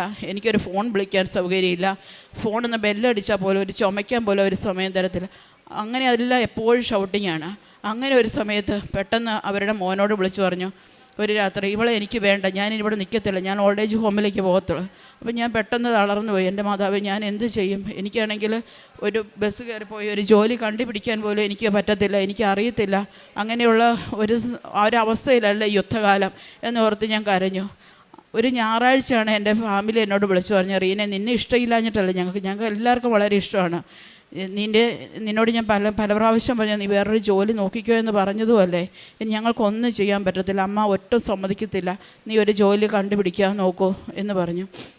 പിറ്റേ വ്യാഴാഴ്ച ആകുമ്പോൾ നീ ആ ജോലിയിൽ നിന്ന് 4 ദിവസത്തിനുള്ളിൽ നീ ജോലിയിൽ നിന്ന് റിസൈൻ ചെയ്യണം, മാറണം, വേറൊരു ജോലി കണ്ടുപിടിക്കണം, അതിനുള്ള സാവകാശം നിനക്ക് തരുവാന്ന് പറഞ്ഞു. ഞാൻ മാതാവിനോട് വിളിച്ച് കരഞ്ഞു. എൻ്റെ കൂട്ടുകാരോട് എല്ലാവരും പ്രാർത്ഥിക്കാൻ വേണ്ടി പ്രാർത്ഥിച്ചു. സർവ്വസമയം രാത്രി പകലില്ലാതെ എനിക്ക് ഭക്ഷണം കഴിക്കാൻ പറ്റുന്നില്ല. അങ്ങനെ ഞാൻ കരച്ചിലിനോട് കരച്ചില്ല. അപ്പോൾ എൻ്റെ ഏജൻസി എനിക്ക് ഒരു ജോലി തന്നു. ആ ജോലിയിൽ അവർ ഇൻ്റർവ്യൂ തന്നപ്പോൾ എനിക്ക് ഇംഗ്ലീഷും ഹീബ്രുവും പ്രാവീണ്യം ഇല്ലയെന്ന് പറഞ്ഞു. അവർ ആ ജോലിയിൽ നിന്ന് എന്നെ വേണ്ടെന്ന് വെച്ചു. 2ാമത്തെ ജോലി ഞാൻ മാതാവിനോട് പ്രാർത്ഥിച്ചു. ഒരു വെള്ളി ശനി അവധിയാണ്. വ്യാഴാഴ്ച എനിക്കൊരു ജോലിയും കിട്ടിയില്ല. വ്യാഴാഴ്ച ഉച്ചയായി, വെള്ളിയാഴ്ച ആരും വിളിക്കത്തുമില്ല. അപ്പം ഞാൻ വ്യാഴാഴ്ച ശക്തമായിട്ട് ഉച്ചയായപ്പോൾ മാതാവിനോട് പ്രാർത്ഥിച്ചു, മാതാവ്, ഇന്ന് അവസാന ഡേറ്റാണ് ഇനി ഞാൻ എങ്ങനെ നിൽക്കും എന്നോർത്തുകൊണ്ട് പ്രാർത്ഥിച്ചുകൊണ്ടിരുന്നപ്പോൾ എന്നെ ഏജൻസിയിൽ നിന്ന് പെട്ടെന്ന് 2:30-3 മണിയായപ്പോൾ എന്നെ വിളിക്കുക, റീന, നിനക്കൊരു ജോലിയുണ്ട്, ആ വീട്ടിൽ കുറേ പൂച്ചകളുണ്ട്, നിനക്കതിനെ സഹിക്കാൻ പറ്റുമോ? അമ്മച്ചി നല്ല അമ്മച്ചിയൊക്കെ എന്ന് പറഞ്ഞത്, നീ ആ ഒരു ജോലി പോയി കാണുക. അപ്പോൾ ഞാൻ നോക്കുമ്പം ഞാൻ തിബേരീസ് എന്ന സ്ഥലത്താണ് ഇപ്പം നിൽക്കുന്നത്. അവിടുന്ന് 1.5 മണിക്കൂർ യാത്ര ചെയ്തു പോകണം. എനിക്ക് ബസ് കയറി പോകാനോ ആ പ്രദേശം എവിടെയാണെന്ന് പോലും അറിയാനോ എനിക്കറിയില്ല. അപ്പോൾ ഞാൻ എൻ്റെ ഏജൻസിയിലെ ആളോട് പറഞ്ഞു, എനിക്ക് യാത്ര ചെയ്യാൻ എനിക്ക് അറിയില്ല. അപ്പോൾ അവരെന്നോട് പറഞ്ഞു, നീ അതൊന്നും പേടിക്കേണ്ട, നിനക്ക് വേണ്ടി അവർ നിന്നെ വന്ന് കൊണ്ടുപോയി, വെള്ളിയാഴ്ച രാവിലെ നിന്നെ അവരുടെ മോള് വന്ന് കൊണ്ടുപോയി കാണിച്ച് തിരിച്ച് നിന്നെ യഥാസ്ഥാനത്ത് നിന്നെ കണ്ടുപിടിച്ചു. എനിക്കിതിൽ പല സന്തോഷമൊന്നുമില്ല. എൻ്റെ മാതാവ് എനിക്ക് തന്നതാണ്. എന്നെ യാത്ര ചെയ്യാൻ എനിക്ക് അറിയത്തില്ലാത്ത എന്നെ കൊണ്ടുപോയി ജോലി കാണിച്ച് തിരിച്ചു കൊണ്ടുവരും. ആ വെള്ളിയാഴ്ച രാവിലെ അവർ വന്നു, എന്നെ ജോലിയിൽ കൊണ്ട് കാണിച്ചു. ഞാൻ നോക്കിയപ്പം മാതാവിൻ്റെ മുഖമുള്ളൊരമ്മച്ചി, നല്ല സ്നേഹമുള്ളൊരമ്മച്ചി, എൻ്റെ പഴയ ജോലിയിൽ നിന്നെല്ലാം എനിക്ക് വിസ്മൃതി കിട്ടുന്നത് പോലത്തെ ഒരു അന്തരീക്ഷം, എല്ലാം കൊണ്ടും എനിക്ക് ഇഷ്ടപ്പെട്ടു. ഞാൻ മാതാവിനോട് പറഞ്ഞു, മാതാവേ, ഈശോയ്ക്ക് മാതാവിന് ഇഷ്ടമാണെന്നുണ്ടെങ്കിൽ ഇന്നെ ഈ ജോലിയിൽ പ്രവേശിപ്പിക്കണേ എന്ന് പറഞ്ഞ് ഞാൻ അവരോട് പറഞ്ഞിട്ട് പോന്നു. പോരുന്ന വഴിക്ക് തന്നെ അവൾ എന്നോട് പറഞ്ഞു, നിന്നെ ഞങ്ങൾക്ക് വളരെ ഇഷ്ടമായി, നിനക്ക് ഇന്ന് തന്നെ വേണമെങ്കിൽ നിനക്ക് ഈ ജോലിയിൽ ജോയിൻ ചെയ്യാം, അല്ലെങ്കിൽ എന്നാണോ അവർ പോകേണ്ടതെന്ന് പറയുന്നത് അന്ന് നീ ഞങ്ങളോട് പറഞ്ഞാൽ മതി, നിൻ്റെ സാധനങ്ങളെല്ലാം അടക്കം ഞങ്ങൾ വരികയോ അല്ലെങ്കിൽ അവർക്കും നിൻ്റെ വസ്തുക്കളെല്ലാം ഞങ്ങളുടെ വീട്ടിൽ കൊണ്ട് വയ്ക്കുകയോ ചെയ്യാം, നീ അല്ലാതെ ഞങ്ങൾക്ക് വേറൊരു ജോലിക്കാരിയെ വേണ്ട, കെയററെ വേണ്ട എന്ന് അമ്മച്ചിയുടെ മോള് പറഞ്ഞു. അന്ന് മുതൽ എൻ്റെ മാതാവ് എൻ്റെ ആ ജോലിയിൽ എന്നെ കയറ്റി അവരുടെ ആ വീടിൻ്റെ സ്റ്റെപ്പിലേക്ക് കയറുന്നവരെ, ആ കാറിൽ നിന്ന് ഇറങ്ങി ആ സ്റ്റെപ്പിലേക്ക് കയറുന്നവരെ എൻ്റെ മാതാവും ഈശോയും എൻ്റെ ഇടം വലം നിന്നു. അവസാനം എൻ്റെ മനസ്സിൽ പറയുന്നു, നിനക്കായി ഞാനൊരമ്മയെ അവിടെ കരുതിയിട്ടുണ്ട് എന്ന് പറഞ്ഞു. അവിടെ ചെന്നു. എൻ്റെ അമ്മ മാതാവ് പറഞ്ഞതുപോലെ തന്നെ എനിക്ക് നല്ലൊരു പേഷ്യൻറ്റിനെ തന്ന് നല്ലൊരു ഫാമിലിയെ തന്ന് എന്നെ അനുഗ്രഹിച്ചു. അമ്മ മാതാവിനും ഈശോയ്ക്കും 1000 സ്തുതി. തുടർന്ന് എൻ്റെ ഭവനം ഒരു ചെറിയ വീടായിരുന്നു. എൻ്റെ കുഞ്ഞുങ്ങളും എൻ്റെ പപ്പായ, എൻ്റെ അമ്മ, എൻ്റെ ഹസ്ബൻഡ്, ഞങ്ങൾക്ക് എല്ലാവർക്കും കൂടെ കഴിയാനുള്ള സൗകര്യമില്ലായിരുന്നു. അപ്പോൾ എൻ്റെ പപ്പായുടെ ആഗ്രഹമായിരുന്നു 2 മുറി. അവർ 2 പേര് ഹാർട്ട് പേഷ്യൻ്റാണ്. അപ്പോൾ ഞാൻ ഓർത്തു എൻ്റെ ബാധ്യതകൾ നീക്കാൻ വേണ്ടി പോയി കഴിഞ്ഞ് കഴിഞ്ഞാൽ അവർക്ക് ഞാനൊരു വീട് പണിത് കൊടുത്തില്ല, ഒരു മുറി പണിത് കൊടുത്തില്ല, അവർക്ക് നല്ലൊരു മുറി കിടക്കാൻ ആഗ്രഹമുണ്ട്. അപ്പോൾ ഞാനത് കൊടുക്കാതെ എൻ്റെ ബാധ്യതകൾ തീർത്ത് വരുമ്പോൾ അവരെന്നോടൊപ്പം ഇല്ലെങ്കിൽ എനിക്കത് വളരെ സങ്കടമായിപ്പോൾ. അപ്പോൾ ഞാൻ ഓർത്ത് ഇന്ന് 2 മുറികൾ പണിയാം. അപ്പോൾ ഞാൻ മാതാവിനോട് പറഞ്ഞു, മാതാവ് എനിക്ക് കടബാധ്യതകൾ വരുത്തി വെച്ച് എനിക്കൊരു ഭവനം പണിയാൻ എനിക്ക് പറ്റത്തില്ല. അപ്പോൾ കാരണം എനിക്ക് ബാധ്യതകൾ ഒത്തിരി എന്നെ പുറകിൽ കിടപ്പുണ്ട്, അതിലേക്ക് എനിക്ക് വലിച്ചിഴയ്ക്കാൻ പറ്റത്തില്ല. എൻ്റെ കയ്യിൽ പൈസ തരുന്നതിനനുസരിച്ച് എനിക്ക് ഭവനം പണിയണം. അങ്ങനെ തന്നെ എൻ്റെ കയ്യിൽ പൈസ ഉണ്ടാകുന്നതിനനുസരിച്ച് ഞാൻ എൻ്റെ 2 മുറികളും അതിൻ്റെ എല്ലാ പണികളും തന്നെ പൂർത്തിയാക്കിക്കൊണ്ടിരിക്കുന്നു. ഒരു അടുക്കള മാത്രം അതിൻ്റെ പണികൾ ഇപ്പോഴാണ് ഞാൻ തുടങ്ങുന്നത്. ഞാൻ കഴിഞ്ഞ ഡിസംബറിൽ ഞാൻ ലീവിന് വന്നു. 2.5 വർഷത്തിന് ശേഷം ഞാൻ നാട്ടിൽ ലീവിന് വന്നു. അമ്മ മാതാവ് തന്ന ഭവനം കണ്ട് എനിക്ക് വളരെയേറെ സന്തോഷം തോന്നി. ഞാൻ മനസ്സിൽ ആഗ്രഹിച്ചതിനേക്കാളും നല്ലൊരു ഭവനം തന്ന അമ്മ എന്നെ അനുഗ്രഹിച്ചു. ഞാൻ അവിടെ വെച്ച് ഞാൻ പ്രാർത്ഥിക്കുമായിരുന്നു, മാതാവ് ഞാൻ ചെന്ന് കഴിയുമ്പോൾ എൻ്റെ വീടിന് പെയിൻ്റ് അടിക്കണം. അതിന് അതിൻ്റെ കളർ ഞാൻ പറയില്ല, പക്ഷേ എൻ്റെ ഭർത്താവ് നിശ്ചയിക്കണം എൻ്റെ മനസ്സിലുള്ള കളറായിരിക്കണം അവിടെ അടിക്കേണ്ടത്. അന്ന് ഞാൻ എൻ്റെ ജോലിക്ക് പോകുമ്പം കണ്ട മാതാവിൻ്റെ വസ്ത്രത്തിന് നിറം വെള്ളയും നീലയുമായിരുന്നു. ആ കളറായിരിക്കണം എൻ്റെ ഭവനത്തിൻ്റെ പെയിൻറ്റിൻ്റെ കളർ എന്ന് ഞാൻ പ്രാർത്ഥിച്ചിരുന്നു. ഞാൻ വന്നു പെയിൻ്റ് അടിക്കാൻ തുടങ്ങി. എൻ്റെ ഹസ്ബൻഡിനോട് ചോദിച്ചു ഏത് കളർ അടിക്കുന്നത്. അപ്പോൾ ഹസ്ബൻഡ് പറഞ്ഞു വെള്ളയും ബോർഡറും നീലം. അപ്പം ഞാൻ എൻ്റെ മനസ്സിൽ പറഞ്ഞ് പ്രാർത്ഥിച്ചിരുന്ന കാര്യം ഞാൻ ഇപ്പം മറന്നുപോയി. അപ്പം ഞാൻ അങ്ങനെ പെയിൻ്റ് അടിച്ച് അവസാനം ബോർഡറിൻ്റെ കളർ വന്നപ്പം പെയിൻ്റ് അടിക്കാർ പറഞ്ഞു നമുക്ക് ഒരു മജന്ത കളർ പോലെ അടിച്ചാലോ ചേച്ചി, ചേട്ടൻ എപ്പോഴും നീലയിലെ തലയിലാണ് പിടിച്ച് നിൽക്കുന്നത്. അപ്പം ഞാൻ പറഞ്ഞു ജോസേട്ടന് ഏത് കളർ ഇഷ്ടമാണോ അത് അടിച്ചോട്ടെ, എൻ്റെ ഇഷ്ടത്തിനല്ല ഞാൻ ഈ ഭവനം പണിതത്, മാതാവ് എനിക്ക് ഭവനം തന്നു, അത് ജോസേട്ടന് ഏത് രൂപത്തിൽ പണിയണമെന്ന് ആഗ്രഹിക്കുന്നു ആ രീതിയിൽ പണിയാനാണ് ഞാൻ ആഗ്രഹിച്ചതും, കളറും അതുതന്നെ ആയിക്കോട്ടെ എന്ന് പറഞ്ഞു. അങ്ങനെ കളറടിച്ചു. എനിക്ക് സന്തോഷമായി. ഞാൻ 1.5 മാസം കഴിഞ്ഞ് തിരിച്ചു പോയി. ഒരു ദിവസം രാത്രിയിൽ ഇങ്ങനെ ഞാൻ അതിനെപ്പറ്റി ഇങ്ങനെ ചിന്തിച്ച് കിടക്കുമ്പോൾ അപ്പോഴാണ് എൻ്റെ മാതാവ് എന്നെ ഓർമ്മയിൽ ഒരു പ്രദർശനത്തിൻ്റെ കാര്യം അച്ഛന് ഇവിടെ പറഞ്ഞ് ഒരു സാക്ഷ്യത്തിലൂടെ ഒരു ചേച്ചി പറയുന്നത് കേട്ടു.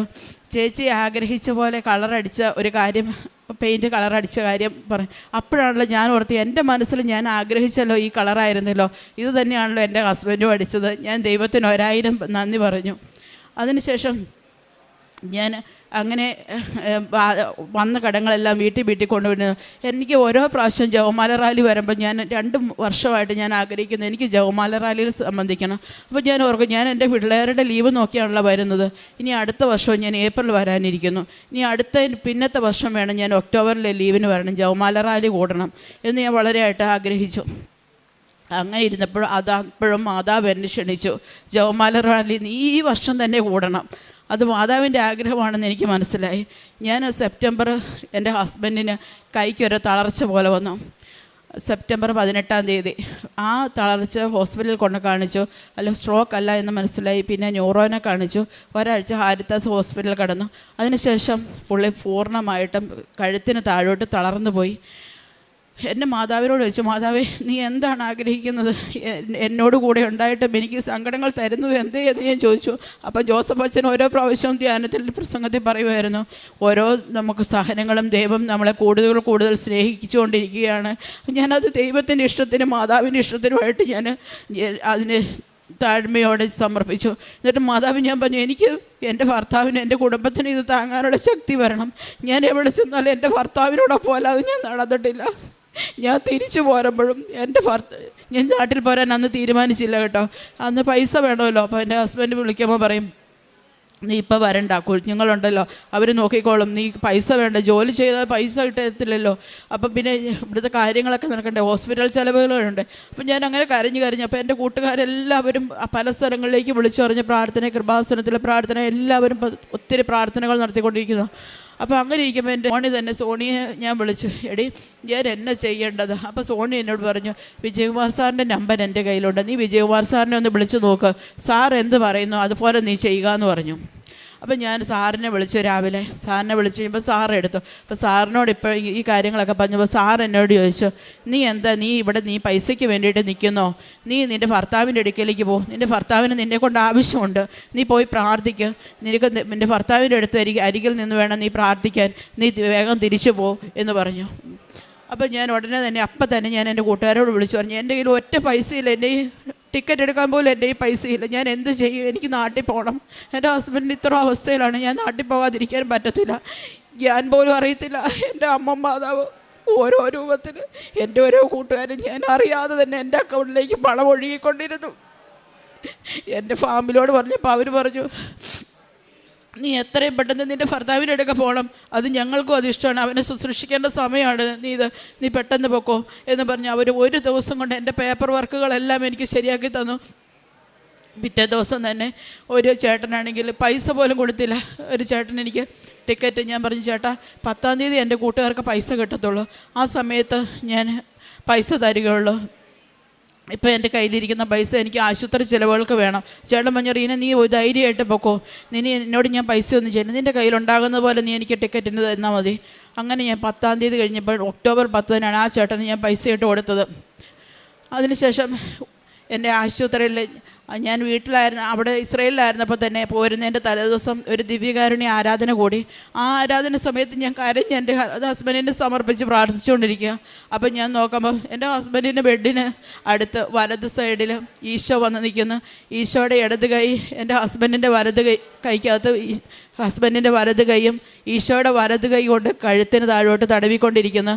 കാല് വരെ തൊട്ട് പുറകിലായിട്ട് മാതാവ് വന്ന് നിൽക്കുന്നു. എൻ്റെ ഹസ്ബൻഡ് ധരിച്ചിരിക്കുന്ന വസ്ത്രമാണെങ്കിൽ നീലയും. ഞാൻ ആ ഹോസ്പിറ്റലിൽ ഇതുവരെ കണ്ടിട്ടില്ല, പോയിട്ടില്ല, ഒന്നും അറിയില്ല. ഞാൻ തിരിച്ച് വീട്ടിൽ ഹോസ്പിറ്റലിൽ വന്നപ്പോൾ ഞാൻ നോക്കുമ്പം എൻ്റെ ഹസ്ബൻഡ് ധരിച്ചിരിക്കുന്ന അവിടുത്തെ യൂണിഫോമാണ് നീല. ഞാൻ അന്ന് മാതാവ് ഈശോയെ അവിടെ നിൽക്കുന്നത് കണ്ട് അന്ന് ഞാൻ കരഞ്ഞിട്ടില്ല. എനിക്കറിയാം എൻ്റെ ഈശോയും എൻ്റെ മാതാവും എൻ്റെ ഹസ്ബൻഡിൻ്റെ കൂടെയുണ്ട്. എൻ്റെ ഹസ്ബൻഡിന് എന്നോടൊപ്പം സുരക്ഷിതനായിട്ട് എന്നെ ഈ നടയിൽ കയറ്റി നിർത്തുമെന്ന് എനിക്കറിയാമായിരുന്നു. ഞാൻ മാതാവിനോട് പറഞ്ഞു, മാതാവ് ഞാൻ പോകുന്നതിന് മുമ്പ് തന്നെ ഈ നടയിൽ കയറി നിന്ന് എൻ്റെ ഹസ്ബൻഡിനോടൊപ്പം എൻ്റെ മാതാവിനെ ഈശോയെയും സാക്ഷ്യപ്പെടുത്തുന്നതിനുള്ള അനുഗ്രഹവും അന്ന് പറയുന്നതിനുള്ള അനുഗ്രഹവും എന്നെ നൽകണമേ. ആ അനുഗ്രഹം ഇന്ന് എനിക്ക് തന്ന് ഒക്ടോബർ 3-ാം തീയതി ഞാൻ എൻ്റെ ഹസ്ബൻഡിൻ്റെ രേഖകളുമായിട്ട് ഞാൻ ഇവിടെ വരികയും എൻ്റെ ഉടമ്പടി പുതുക്കുകയും ബഹുമാനപ്പെട്ട ജോസഫ് അച്ഛനെ കാണുകയും ചെയ്തു. ജോസഫ് അച്ഛൻ എന്നെ കണ്ടപ്പോൾ തൊട്ട് എനിക്ക് കരച്ചിൽ വരുമായിരുന്നു. കാരണം തലേ ദിവസം എനിക്ക് വയറങ്ങ് ഗ്യാസ് കയറി വേർത്തിട്ട് ഞാൻ ഭയങ്കര അസ്വസ്ഥതയായിരുന്നു. അപ്പം ഞാൻ അടുത്ത് വന്ന് നിൽക്കുമ്പോൾ അച്ഛന് വയറിങ്ങനെ ഇരിക്കുന്നു. അപ്പം ഞാൻ ഓർത്ത്, എൻ്റെ ദൈവമേ, ഞാൻ ഇന്നലെ എന്തോരം അസ്വസ്ഥത അനുഭവിച്ച്, അച്ഛൻ ഇത്രയും അസ്വസ്ഥതകളും അനുഭവിച്ചുകൊണ്ടല്ലേ ഞങ്ങളെ എല്ലാവരെയും സ്നേഹിക്കുകയും പരിപാലിക്കുകയും ഞങ്ങൾക്ക് വേണ്ടി പ്രാർത്ഥിക്കുകയും എല്ലാം ചെയ്തുകൊണ്ടിരിക്കുന്നത്. അച്ഛനെ അനുഗ്രഹിക്കുന്നത് എനിക്കൊന്നും പറയാൻ സാധിക്കുന്നില്ല. അച്ഛൻ എൻ്റെ അടുക്ക് വന്നു, പേപ്പറുകൾ മേടിച്ചു, പോയി പ്രാർത്ഥിച്ചു, തിരിച്ചു കൊണ്ടുതന്നു, അടുത്ത ആളുടെ അടുക്ക ചെന്നു. അപ്പോൾ അവരവരുടെ അസുഖകാര്യങ്ങൾ പറയുന്നു. അപ്പം ഞാൻ ഓർത്തു, എൻ്റെ ദൈവമേ, ഞാൻ അച്ഛനോട് എന്ത് പറയാനാണ് വന്നത്? ഞാൻ ഒന്നും പറഞ്ഞില്ല, ഞാൻ ഈ രേഖകൾ മാത്രം കൊടുത്തതേ ഉള്ളല്ലോ എന്നോർത്തു. അത് കഴിഞ്ഞ് അച്ഛൻ വീണ്ടും പ്രാർത്ഥിച്ചു വന്നു, കാശുരൂപം തന്നു.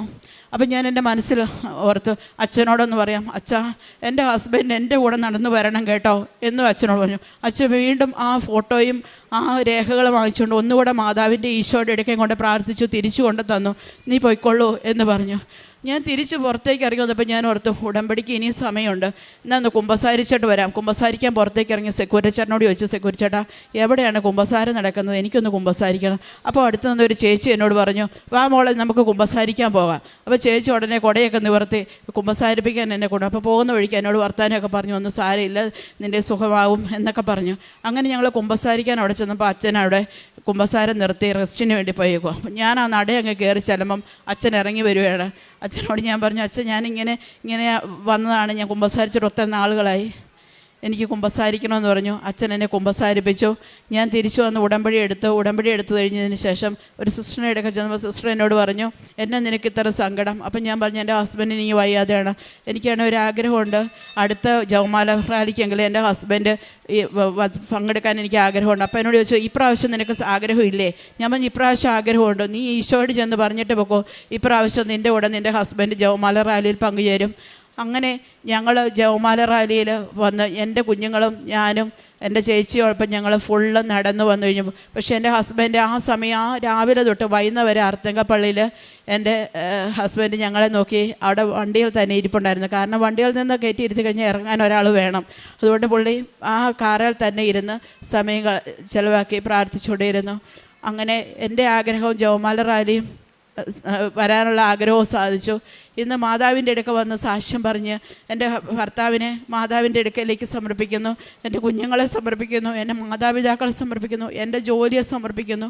പ്രത്യേകമായി എൻ്റെ കൃപാസനത്തിൽ ഓരോരുത്തരെയും സമർപ്പിക്കുന്നു. ഇവിടെ വന്ന് ഈ മണ്ണിൽ കാലുകുത്തി ഓരോരുത്തരെയും ദൈവമാതാവ് അനുഗ്രഹങ്ങളുടെ പെരുമഴ ചൊരിഞ്ഞ് സമർപ്പിക്കുമെന്ന് ഞാൻ പ്രത്യാശിക്കുകയും പ്രാർത്ഥിക്കുകയും ചെയ്യുന്നു. ജോസഫ് അച്ഛന് വേണ്ടി പ്രത്യേകമായി പ്രാർത്ഥിക്കുന്നു. ഇവിടെ ഓരോരുത്തരെയും സമർപ്പിക്കുന്നു. പരിശുദ്ധ അമ്മയും ഈശോനാഥനും തന്ന എല്ലാ അനുഗ്രഹങ്ങൾക്കും ഞാൻ നന്ദി പറയുന്നു.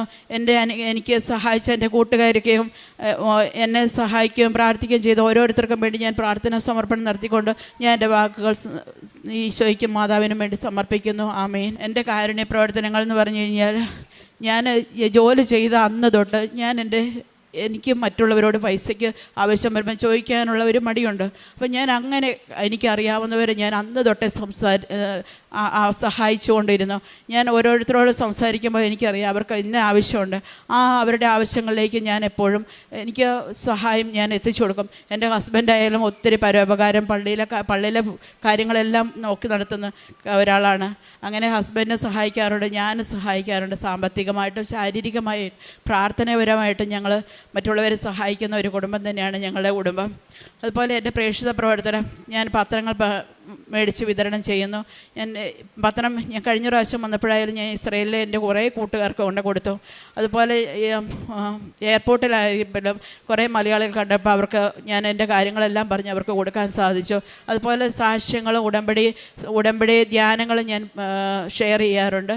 മറ്റുള്ളവരിലേക്ക് ഈശോയെക്കുറിച്ച് കൂടുതൽ അറിയിക്കുന്നുണ്ട്.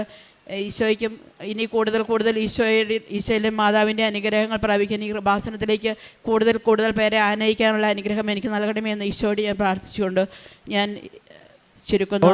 ആവേ മരിയ, നമ്മുടെ കർത്താവും രക്ഷിതാവുമായ യേശുക്രിസ്തുവിൻ്റെ നാമം മഹത്വപ്പെടുമാറാകട്ടെ.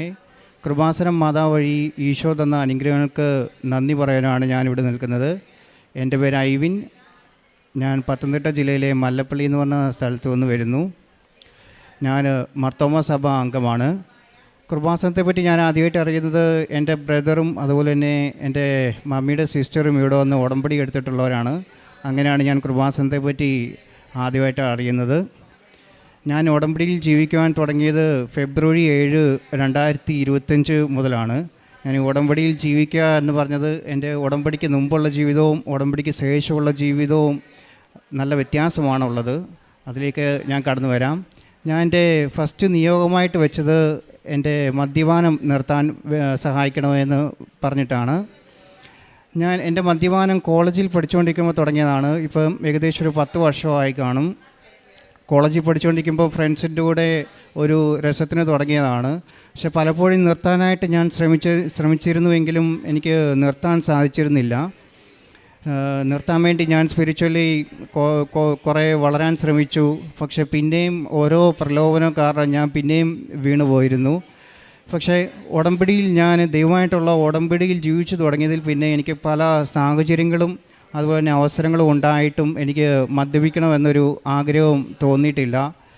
എൻ്റെ ഇപ്പോഴത്തെ ലക്ഷ്യം എന്ന് പറയുന്നത് നിത്യജീവൻ, അല്ലെങ്കിൽ സ്വർഗരാജ്യത്തിലെ അവകാശികളാവുക, അല്ലെങ്കിൽ സ്പിരിച്വലി വളരുക. അതാണ് ഇപ്പോഴത്തെ എൻ്റെ ലക്ഷ്യം. അതുപോലെ തന്നെ എനിക്ക് സ്പിരിച്വലി നല്ലപോലെ വളരാൻ സാധിച്ചു. ഞാൻ നേരത്തെ പറഞ്ഞല്ലോ, ഉടമ്പടിക്ക് മുമ്പുള്ള എൻ്റെ ജീവിതവും ഉടമ്പടിക്ക് ശേഷമുള്ള എൻ്റെ ജീവിതവും നല്ല വ്യത്യാസമാണെന്ന്. ഉടമ്പടിക്ക് മുമ്പ് ഞാൻ മോഹങ്ങൾക്കും ലോകത്തിന് വേണ്ടി ജീവിച്ച ഒരു മനുഷ്യനായിരുന്നു. പക്ഷേ ഉടമ്പടിക്ക് ശേഷം ദൈവത്തിന് ഫസ്റ്റ് പ്രയോറിറ്റി കൊടുക്കുക, ദൈവവുമായിട്ട് മുമ്പോട്ട് ജീവിക്കുക. അതാണ് അങ്ങനെയാണ് ഞാൻ ജീവിച്ച് ഇപ്പം പോരുന്നത്. അതുപോലെ തന്നെ എനിക്ക് ജപമാല ചൊല്ലാൻ അറിയത്തില്ലായിരുന്നു. ഞാൻ ജപമാല ചൊല്ലാൻ പഠിച്ചു. ഞാൻ മിക്കവാറും എല്ലാ ദിവസവും തന്നെ ജപമാല മുടങ്ങാറെ ചൊല്ലാറുണ്ട്. അതുപോലെ തന്നെ എനിക്ക് കുവൈറ്റിലുള്ള അഖണ്ഡ ജപമാല ഗ്രൂപ്പിൽ മെയ് ലാസ്റ്റ് തൊട്ട് ഞാൻ അത് സ്ഥിരമായിട്ട് പങ്കെടുത്തു വരുന്നു. അങ്ങനെ പങ്കെടുത്ത് വരുമ്പോൾ ഈ അഖണ്ഡ ജപമാലയിൽ എനിക്ക് തിരിയിൽ മാതാവിൻ്റെ സാന്നിധ്യം എനിക്ക് ലഭിക്കുവാനിടയായി. അതുപോലെ തന്നെ ഞാൻ എൻ്റെ ഫസ്റ്റ് ഉടമ്പടി പുതുക്കിയത് മെയ്യിലാണ്, ഈ കഴിഞ്ഞ മെയ്യിലാണ്. അന്ന് തൊട്ട് ഞാൻ വിശുദ്ധ കുർബാന മുടക്കിയിട്ടില്ല. അതുപോലെ തന്നെ ബൈബിള് നമ്മൾ ഡെയിലി വായിക്കുമ്പോൾ ഒരു ദിവസം മിസ്സായാൽ ഞാനത് ആ ടൈമും കൂടെ ആഡ് ചെയ്ത് അടുത്ത ദിവസം തന്നെ അത് വായിക്കും. അങ്ങനെ സ്പിരിച്വലി എനിക്ക് നല്ല മാറ്റമാണ് ഉണ്ടായിരുന്നത്.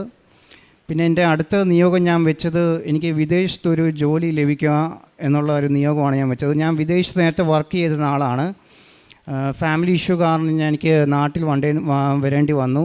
പിന്നെ ഞാൻ വിദേശത്തേക്ക് പോകാൻ ശ്രമിച്ചിരുന്നു, എനിക്ക് നടന്നിരുന്നില്ല.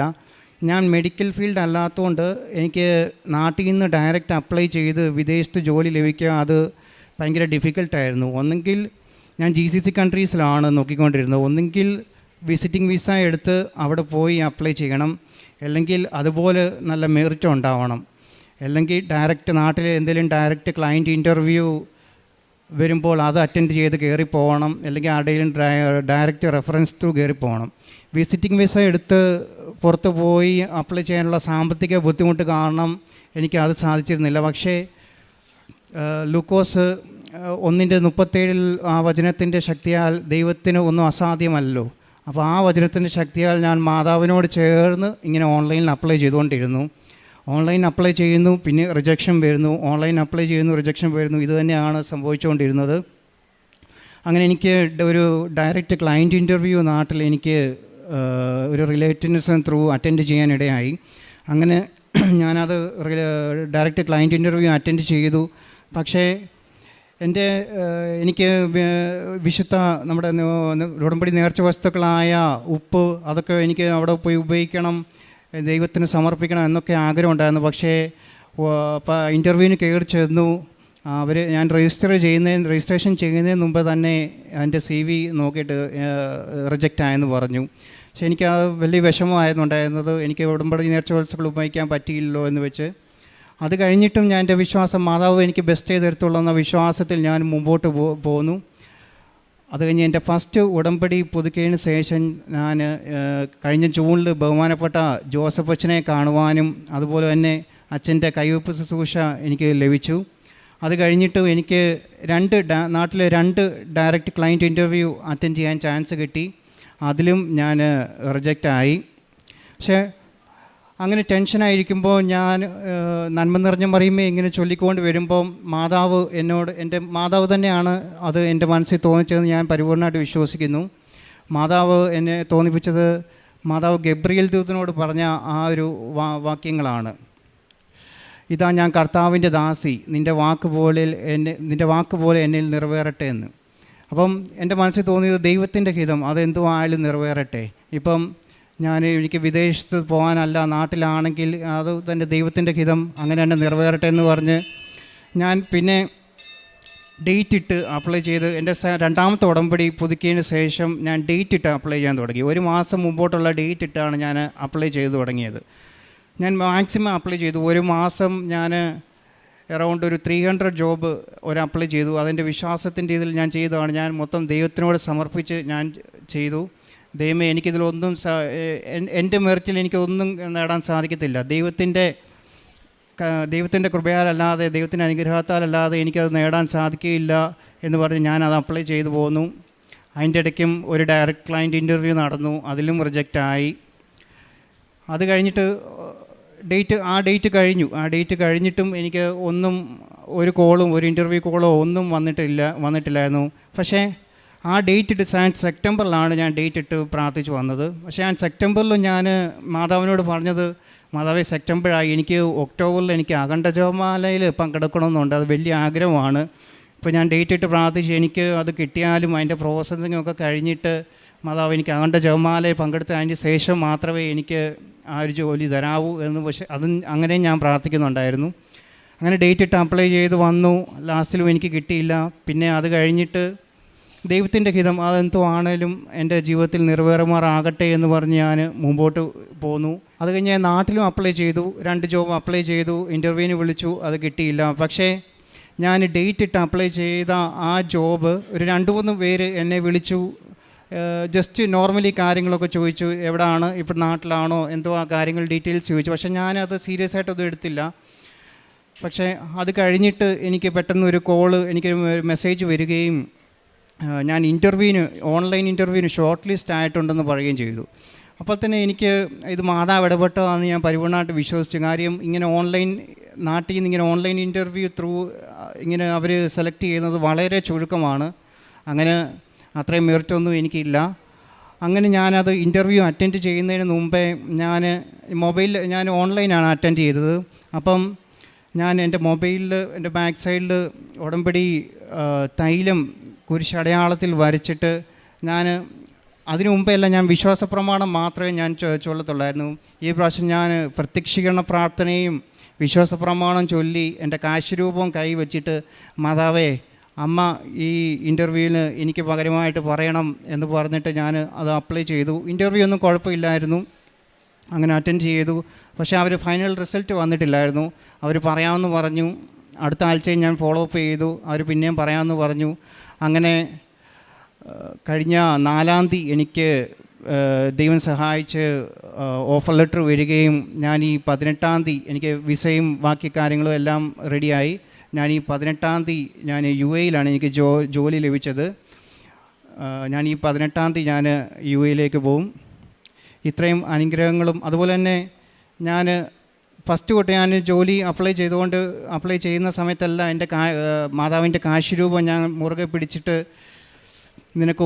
ഞാൻ ബൈബിൾ വചനങ്ങൾ വായിച്ച് നിനക്ക് മുമ്പേ പോയി മലകൾ നിരപ്പാക്കുകയും പിച്ചളവാതികൾ തകർക്കുകയും ഇരുമ്പോടകൾ ഒടിക്കുകയും ചെയ്യുന്ന യെശയ്യാവിൻ്റെ 45:2-3 ആ വചനങ്ങൾ വായിച്ചാണ് ഞാൻ അപ്ലൈ ചെയ്തുകൊണ്ടിരുന്നത്.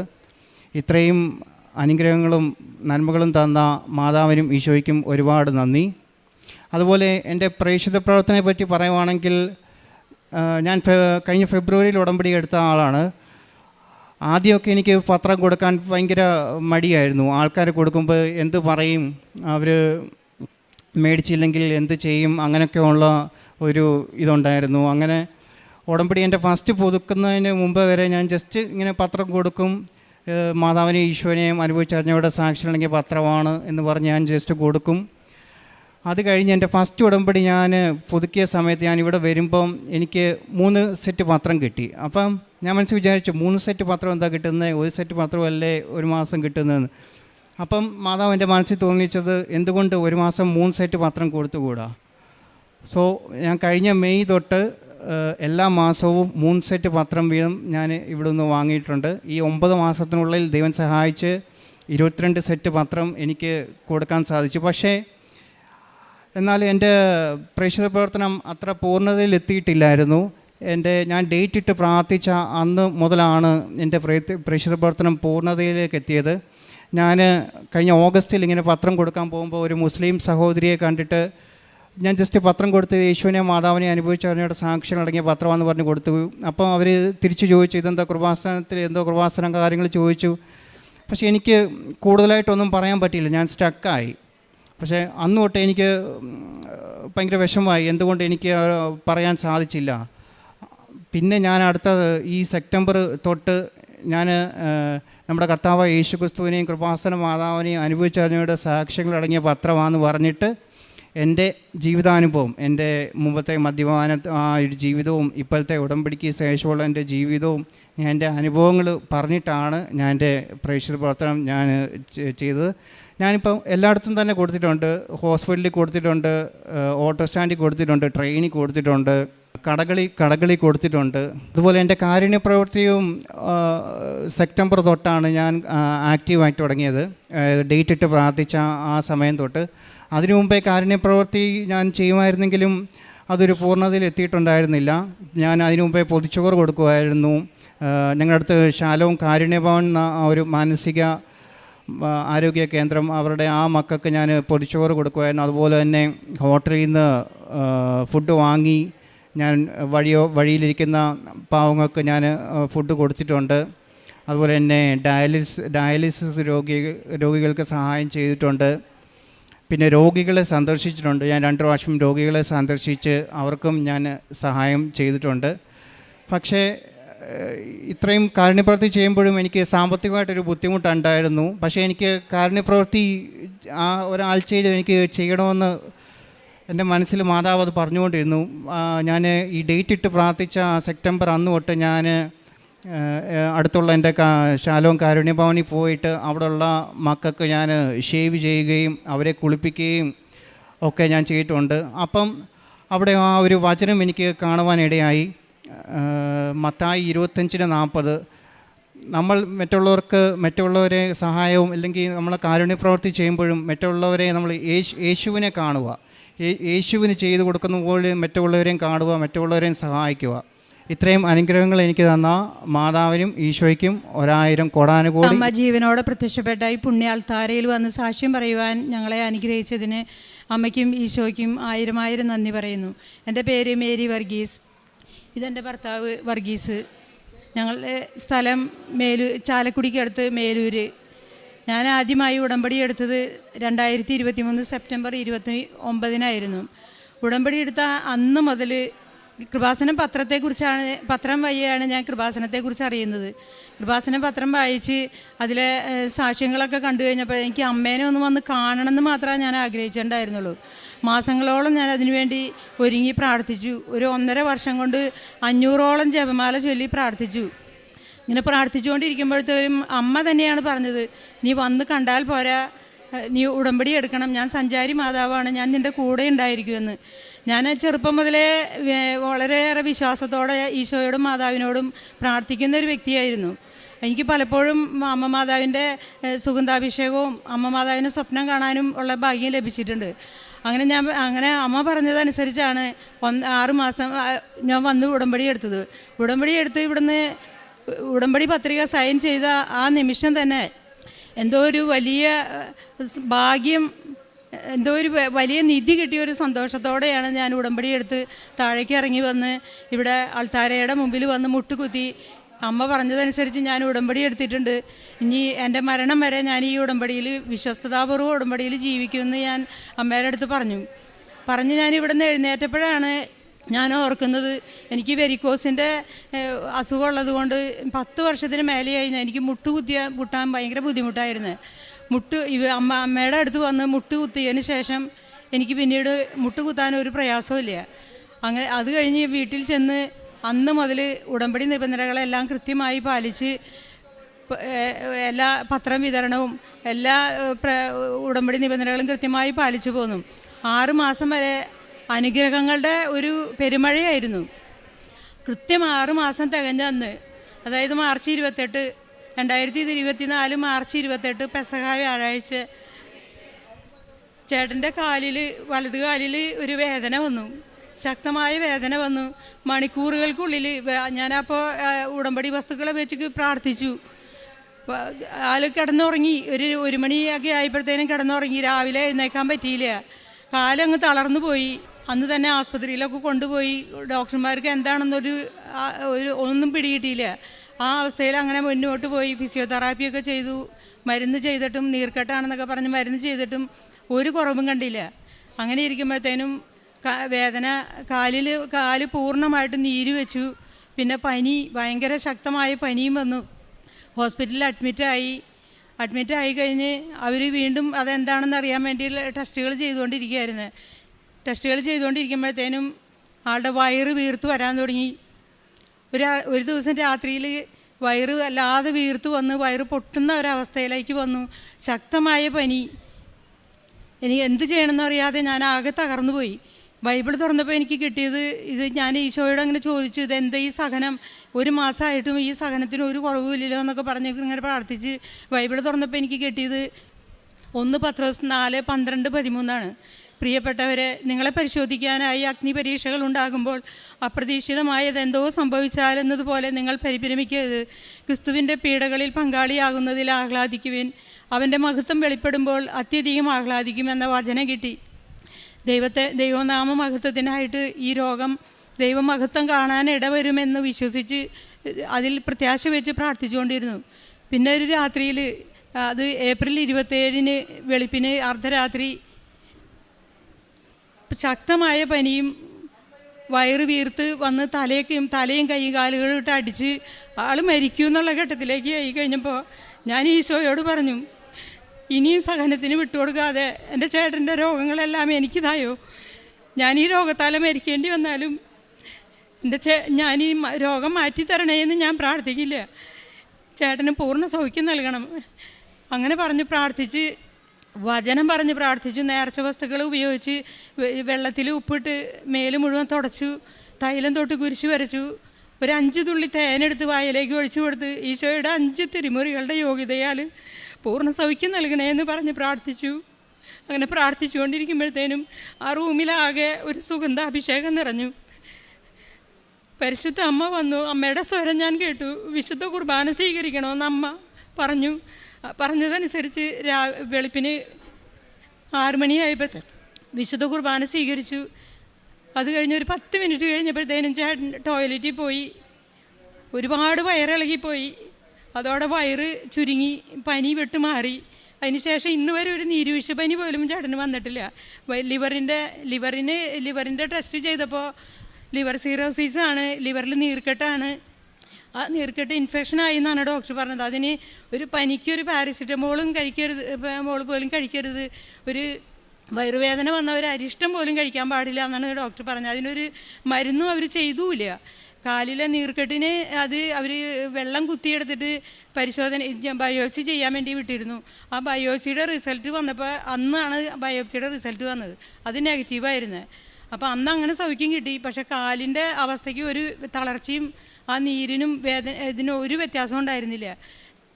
പിന്നീട് ഞങ്ങൾ അന്ന് ഡോക്ടർ പറഞ്ഞു, വേറെ ഏതെങ്കിലും ഹോസ്പിറ്റലിലേക്ക് പോയിക്കോ, കാലിന് എന്താണ് രോഗം എന്നുള്ളത് ഞങ്ങൾ ഇവിടെ ഇനി ടെസ്റ്റുകളൊന്നും ചെയ്യാനില്ല, ഈ ടെസ്റ്റിലൊന്നും ഞങ്ങൾക്ക് ഒരു പിടിയും കിട്ടണില്ല, വേറെ ഏതെങ്കിലും ഹോസ്പിറ്റലിലേക്ക് കൊണ്ടുപോയിക്കോളാൻ പറഞ്ഞ് ഞങ്ങൾ അങ്ങനെ വീട്ടിലേക്ക്. അപ്പോൾ ചേട്ടൻ ആകെ പേടിച്ചു, ഞാനും കരഞ്ഞു. കാലിന് എന്താണാവോ അസുഖം എന്ന് വിചാരിച്ചിട്ട് ഞാൻ കരയണ കണ്ടപ്പോൾ ചേട്ടനും കരഞ്ഞു.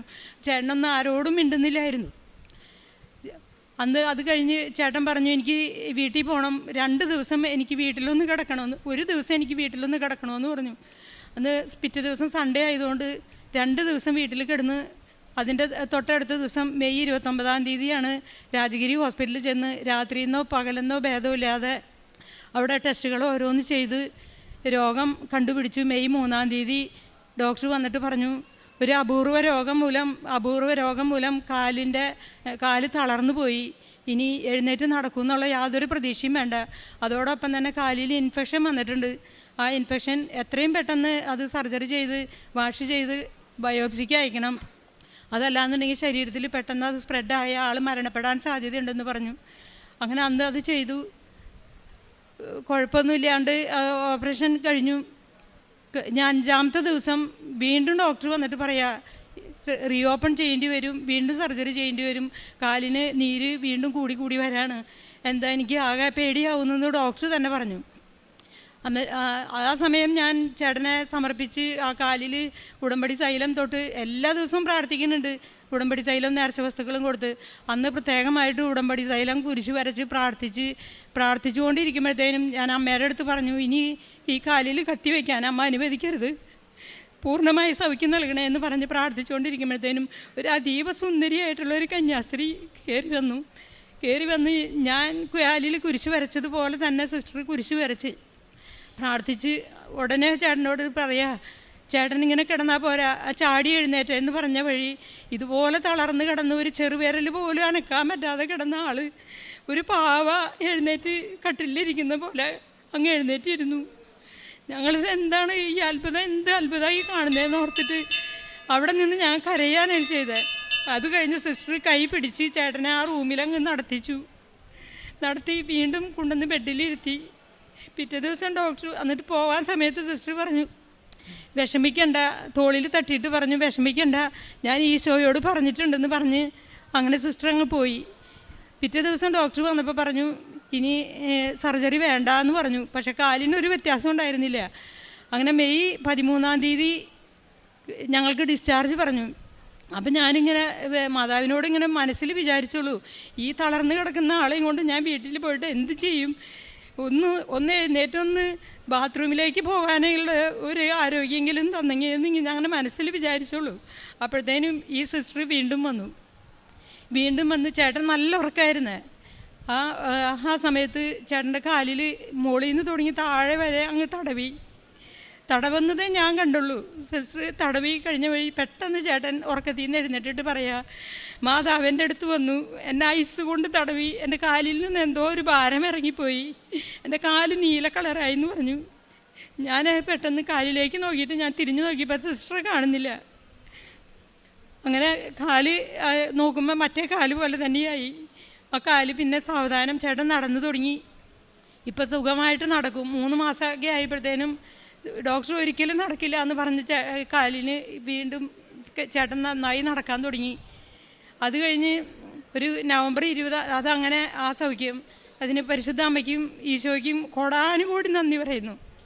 അത് കഴിഞ്ഞ് ഒരു നവംബർ 20-ാം തീയതിയൊക്കെ ആയപ്പോഴത്തേനും അപ്പോൾ അന്ന് ഞങ്ങൾ രാജഗിരി ഹോസ്പിറ്റലിൽ പോയി ചെക്കപ്പിന് പോയതാണ്. 3 ഡോക്ടേഴ്സിനെ കാണേണ്ടതുണ്ടായിരുന്നു. ഡോക്ടേഴ്സിൻ്റെ അടുത്തേക്ക് ചേട്ടൻ റൂമിൽ നടന്ന് ചെന്നപ്പോൾ ഡോക്ടർ പറഞ്ഞത്, നിങ്ങളൊരു അത്ഭുത മനുഷ്യനാണ്, നിങ്ങളിങ്ങനെ നടന്ന് വരണം, ചേട്ടൻ ഇങ്ങനെ നടന്ന് വരണത് കാണുമ്പോൾ ഞങ്ങളുടെ സന്തോഷം ഞങ്ങൾക്ക് പറഞ്ഞറിയിക്കാൻ പറ്റുന്നില്ല എന്ന് പറഞ്ഞു. അങ്ങനെ പറഞ്ഞ് സന്തോഷത്തോടുകൂടി വീട്ടിൽ വന്നതാണ്. അന്ന് രാത്രിയിൽ ചേട്ടൻ്റെ വയറ്റിൽ നിന്ന് ബ്ലഡ് പോകാൻ തുടങ്ങി. ചേട്ടൻ ഹാർട്ട് പേഷ്യൻ്റ് ആയതുകൊണ്ട് അതിൻ്റെ ബ്ലഡ് ലൂസാവാനുള്ള ഗുളിക കഴിക്കുന്നുണ്ടായിരുന്നു. ആ ഗുളിക കഴിക്കുന്നതുകൊണ്ട് ബ്ലീഡിങ് നിന്നില്ല. ബ്ലഡ് എല്ലാം പോയി. ആൾക്ക് ടാപ്പ് തുറന്നിട്ടതുപോലെ ബ്ലഡ് പോയിരുന്നത്. ബ്ലീഡിങ് കൂടി ആൾ കുഴഞ്ഞു വീണു. ഒരനക്കമില്ലാതെ തളർന്ന് തണുത്ത് ഇങ്ങനെ കിടക്കുമ്പോൾ ഞാനും എനിക്കൊന്നും മിണ്ടാൻ പറ്റാത്തൊരവസ്ഥയിലായി. ഞാനിങ്ങനെ മാതാവിനോട് പറഞ്ഞു, മാതാവ് എഴുന്നേൽപ്പിച്ച് നടത്തിയിട്ട് കൊണ്ടുപോകാനായിരുന്നോ, എൻ്റെ ചേട്ടനെ എഴുന്നേൽപ്പിച്ച് നടത്തിയത് ഇങ്ങനെ കൊണ്ടുപോകാനായിരുന്നു എന്നൊക്കെ ചോദിച്ച് ഇങ്ങനെ കരഞ്ഞ് പ്രാർത്ഥിച്ചപ്പോൾ ഉടമ്പടിക്ക് ആശുരൂപം ഊരി കഴുത്തിലിട്ടുണ്ടായിരുന്നു. നേർച്ച വസ്തുക്കൾ ഉപയോഗിച്ചിട്ടുണ്ടായിരുന്നു. സിസ്റ്റർ ഒരു സ്വരം ഞാൻ കേൾക്കാം, നീ ആ കയ്യിലേക്ക് ഒന്ന് നോക്കിയെന്ന് പറഞ്ഞിട്ട് ഞാൻ അപ്പോഴാണ് ഞാൻ ചേട്ടൻ്റെ കയ്യിലേക്ക് നോക്കണേ. ചേട്ടൻ്റെ കഴുത്തിൽ കിടന്ന ഉടമ്പടിക്ക് ആശുരൂപം ക്രൂശിത രൂപം മുറുകെ പിടിച്ചേക്കായിരുന്നു. അപ്പം ഞാൻ അപ്പോഴാണ് മനസ്സിലായത് ചേട്ടന്. എന്നിട്ട് ഞാൻ അതും പിടിച്ചൊന്ന് വലിച്ചു നോക്കിയപ്പോൾ ആ പിടിയൊന്ന് മുറുക്കി. കഥ കഴിഞ്ഞ് ഒരു 45 മിനിറ്റ് കഴിഞ്ഞപ്പോഴാണ് പറയണത്, എൻ്റെ കാല് മരയിക്കണമെന്ന് പറഞ്ഞു. ആ സമയം ഞാൻ ഓടിച്ചെന്ന് മാതാവിന് നന്ദി പറഞ്ഞു. കണ്ണു തുറന്ന് സംസാരിക്കാറായപ്പോൾ ചേട്ടൻ പറയുന്നത്, ഞാൻ ഒരു അഗാധമായ ഗർത്തത്തിലേക്ക് താഴ്ന്നു പോയി. എവിടെയോ എനിക്കൊരു പിടി കിട്ടിയിട്ടുണ്ടായിരുന്നു, ഞാൻ എൻ്റെ പിടി വിട്ടിട്ടുണ്ടായിരുന്നില്ല. അത് കഴിഞ്ഞ് കുറേ കഴിഞ്ഞപ്പോൾ എൻ്റെ 2 കൈയിലും പിടിച്ച് ആരോ പൊക്കിയെടുത്ത് ഇട്ടു എന്ന് പറഞ്ഞു.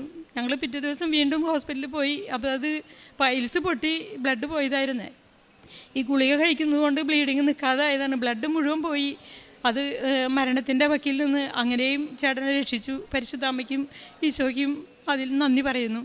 അത് കഴിഞ്ഞ് ഡിസംബർ 10-ാം തീയതി രാത്രിയിൽ തന്നെ ചേട്ടന് നെഞ്ചുവേദന എന്ന് പറഞ്ഞു. ഞാൻ വേഗം ഒരു വിശ്വാസ പ്രമാണം ചൊല്ലി ഉടമ്പടി വസ്തുക്കളെല്ലാം എടുത്ത് ഉപയോഗിച്ചു. തൈലം തൊട്ട് കുരിശ് വരച്ചു, ഉപ്പിട്ട് വെള്ളം കൊടുത്തു, തേനെടുത്ത് വായിൽ ഒഴിച്ചു കൊടുത്തു, ഉടമ്പടിക്ക് ആശുരൂപം കഴുത്തിലിട്ട് കൊടുത്തു. പെട്ടെന്ന് ഞാൻ ചേട്ടനോട് പറഞ്ഞു, നമുക്ക് ഹോസ്പിറ്റലിൽ പോകാമെന്ന് പറഞ്ഞ്. ഹോസ്പിറ്റലിൽ ചെന്നപ്പോൾ പറഞ്ഞു 2 ബ്ലോക്ക് ഉണ്ട്, അതിൽ ഒരു ബ്ലോക്ക് നമുക്ക് ആൻറ്റിപ്ലാസ്റ്റി ചെയ്യാം, മറ്റേ ബ്ലോക്ക് ഹാർട്ടിനോട് ചേർന്നാണ്, അതിൽ നിന്ന് ബ്ലഡ് ലീക്കുണ്ട്, അപ്പോൾ ഇവിടെ ഒന്നും ചെയ്യാൻ പറ്റില്ല, ഞങ്ങൾ തൊടില്ല, നിങ്ങൾ എത്രയും പെട്ടെന്ന് വേറെ ഹോസ്പിറ്റലിലേക്ക് കൊണ്ടുപോയി കൊള്ളാൻ പറഞ്ഞ ആംബുലൻസ് മാർഗം ഞങ്ങൾ എറണാകുളം ലിസിയിൽ എത്തിച്ചു. ലിസിയിൽ ചെന്ന് ഒരു സൈഡിലെ ബ്ലോക്ക്, റൈറ്റ് സൈഡിലെ ബ്ലോക്ക് ആൻറ്റിപ്ലാസ്റ്റി ചെയ്തു. ലെഫ്റ്റ് സൈഡിലെ ബ്ലോക്ക് ഡോക്ടർ പറയണത് ബൈപ്പാസ് സർജറി ചെയ്താൽ പോലും അത് റിസ്ക്കാണ്, ചെയ്യാൻ പോലും റിസ്ക്കാണ്, നമുക്ക് പ്രാർത്ഥിക്കാം, ഒരു 6 മാസം നോക്കാമെന്ന് പറഞ്ഞു. അങ്ങനെ 6 മാസം നോക്കി. 5-ാമത്തെ മാസം വന്നപ്പോഴത്തേനും അങ്ങനെ പറഞ്ഞു വിട്ടു.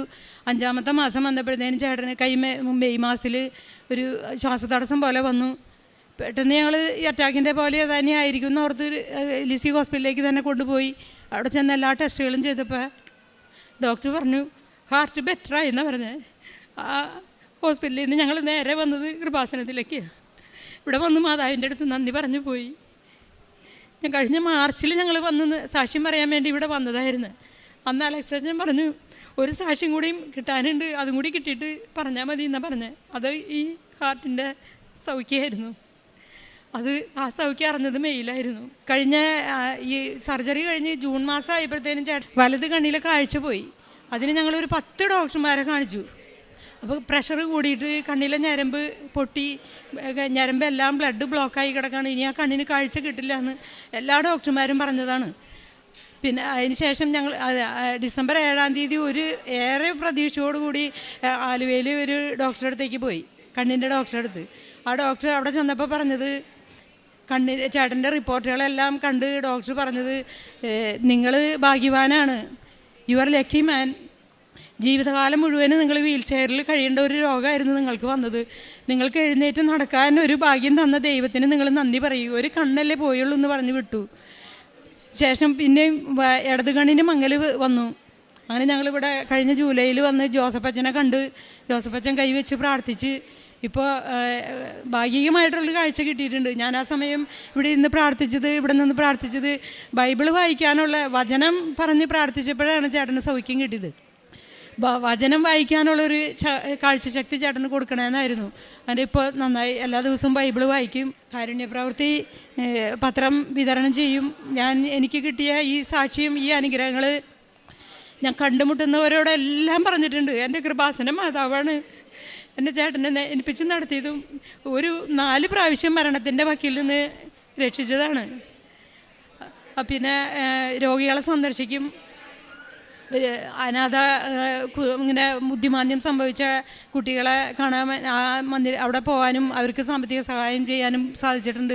സാമ്പത്തികമായ സഹായം ചെയ്യാനും രോഗികളുടെ അടുത്ത് പോകുമ്പോൾ നേർച്ച വസ്തുക്കളൊക്കെ വെച്ച് പ്രാർത്ഥിച്ച് പരിശുദ്ധ അമ്മയ്ക്കും തിരുക്കുമാരനും കോടാനുകോടി നന്ദി. ഇത്രയേറെ അനുഗ്രഹങ്ങൾ നൽകി ഒരു 4 പ്രാവശ്യം മരണത്തിൻ്റെ വക്കിൽ നിന്ന് എൻ്റെ ഭർത്താവിനെ രക്ഷിച്ചതിന് എത്ര നന്ദി പറഞ്ഞാലും തീരില്ല. എൻ്റെ ജീവിതകാലം മുഴുവനും ഞാൻ ഈ ഉടമ്പടിയിൽ ജീവിക്കാമെന്ന് അമ്മയോട് വാഗ്ദാനം ചെയ്യുന്നു.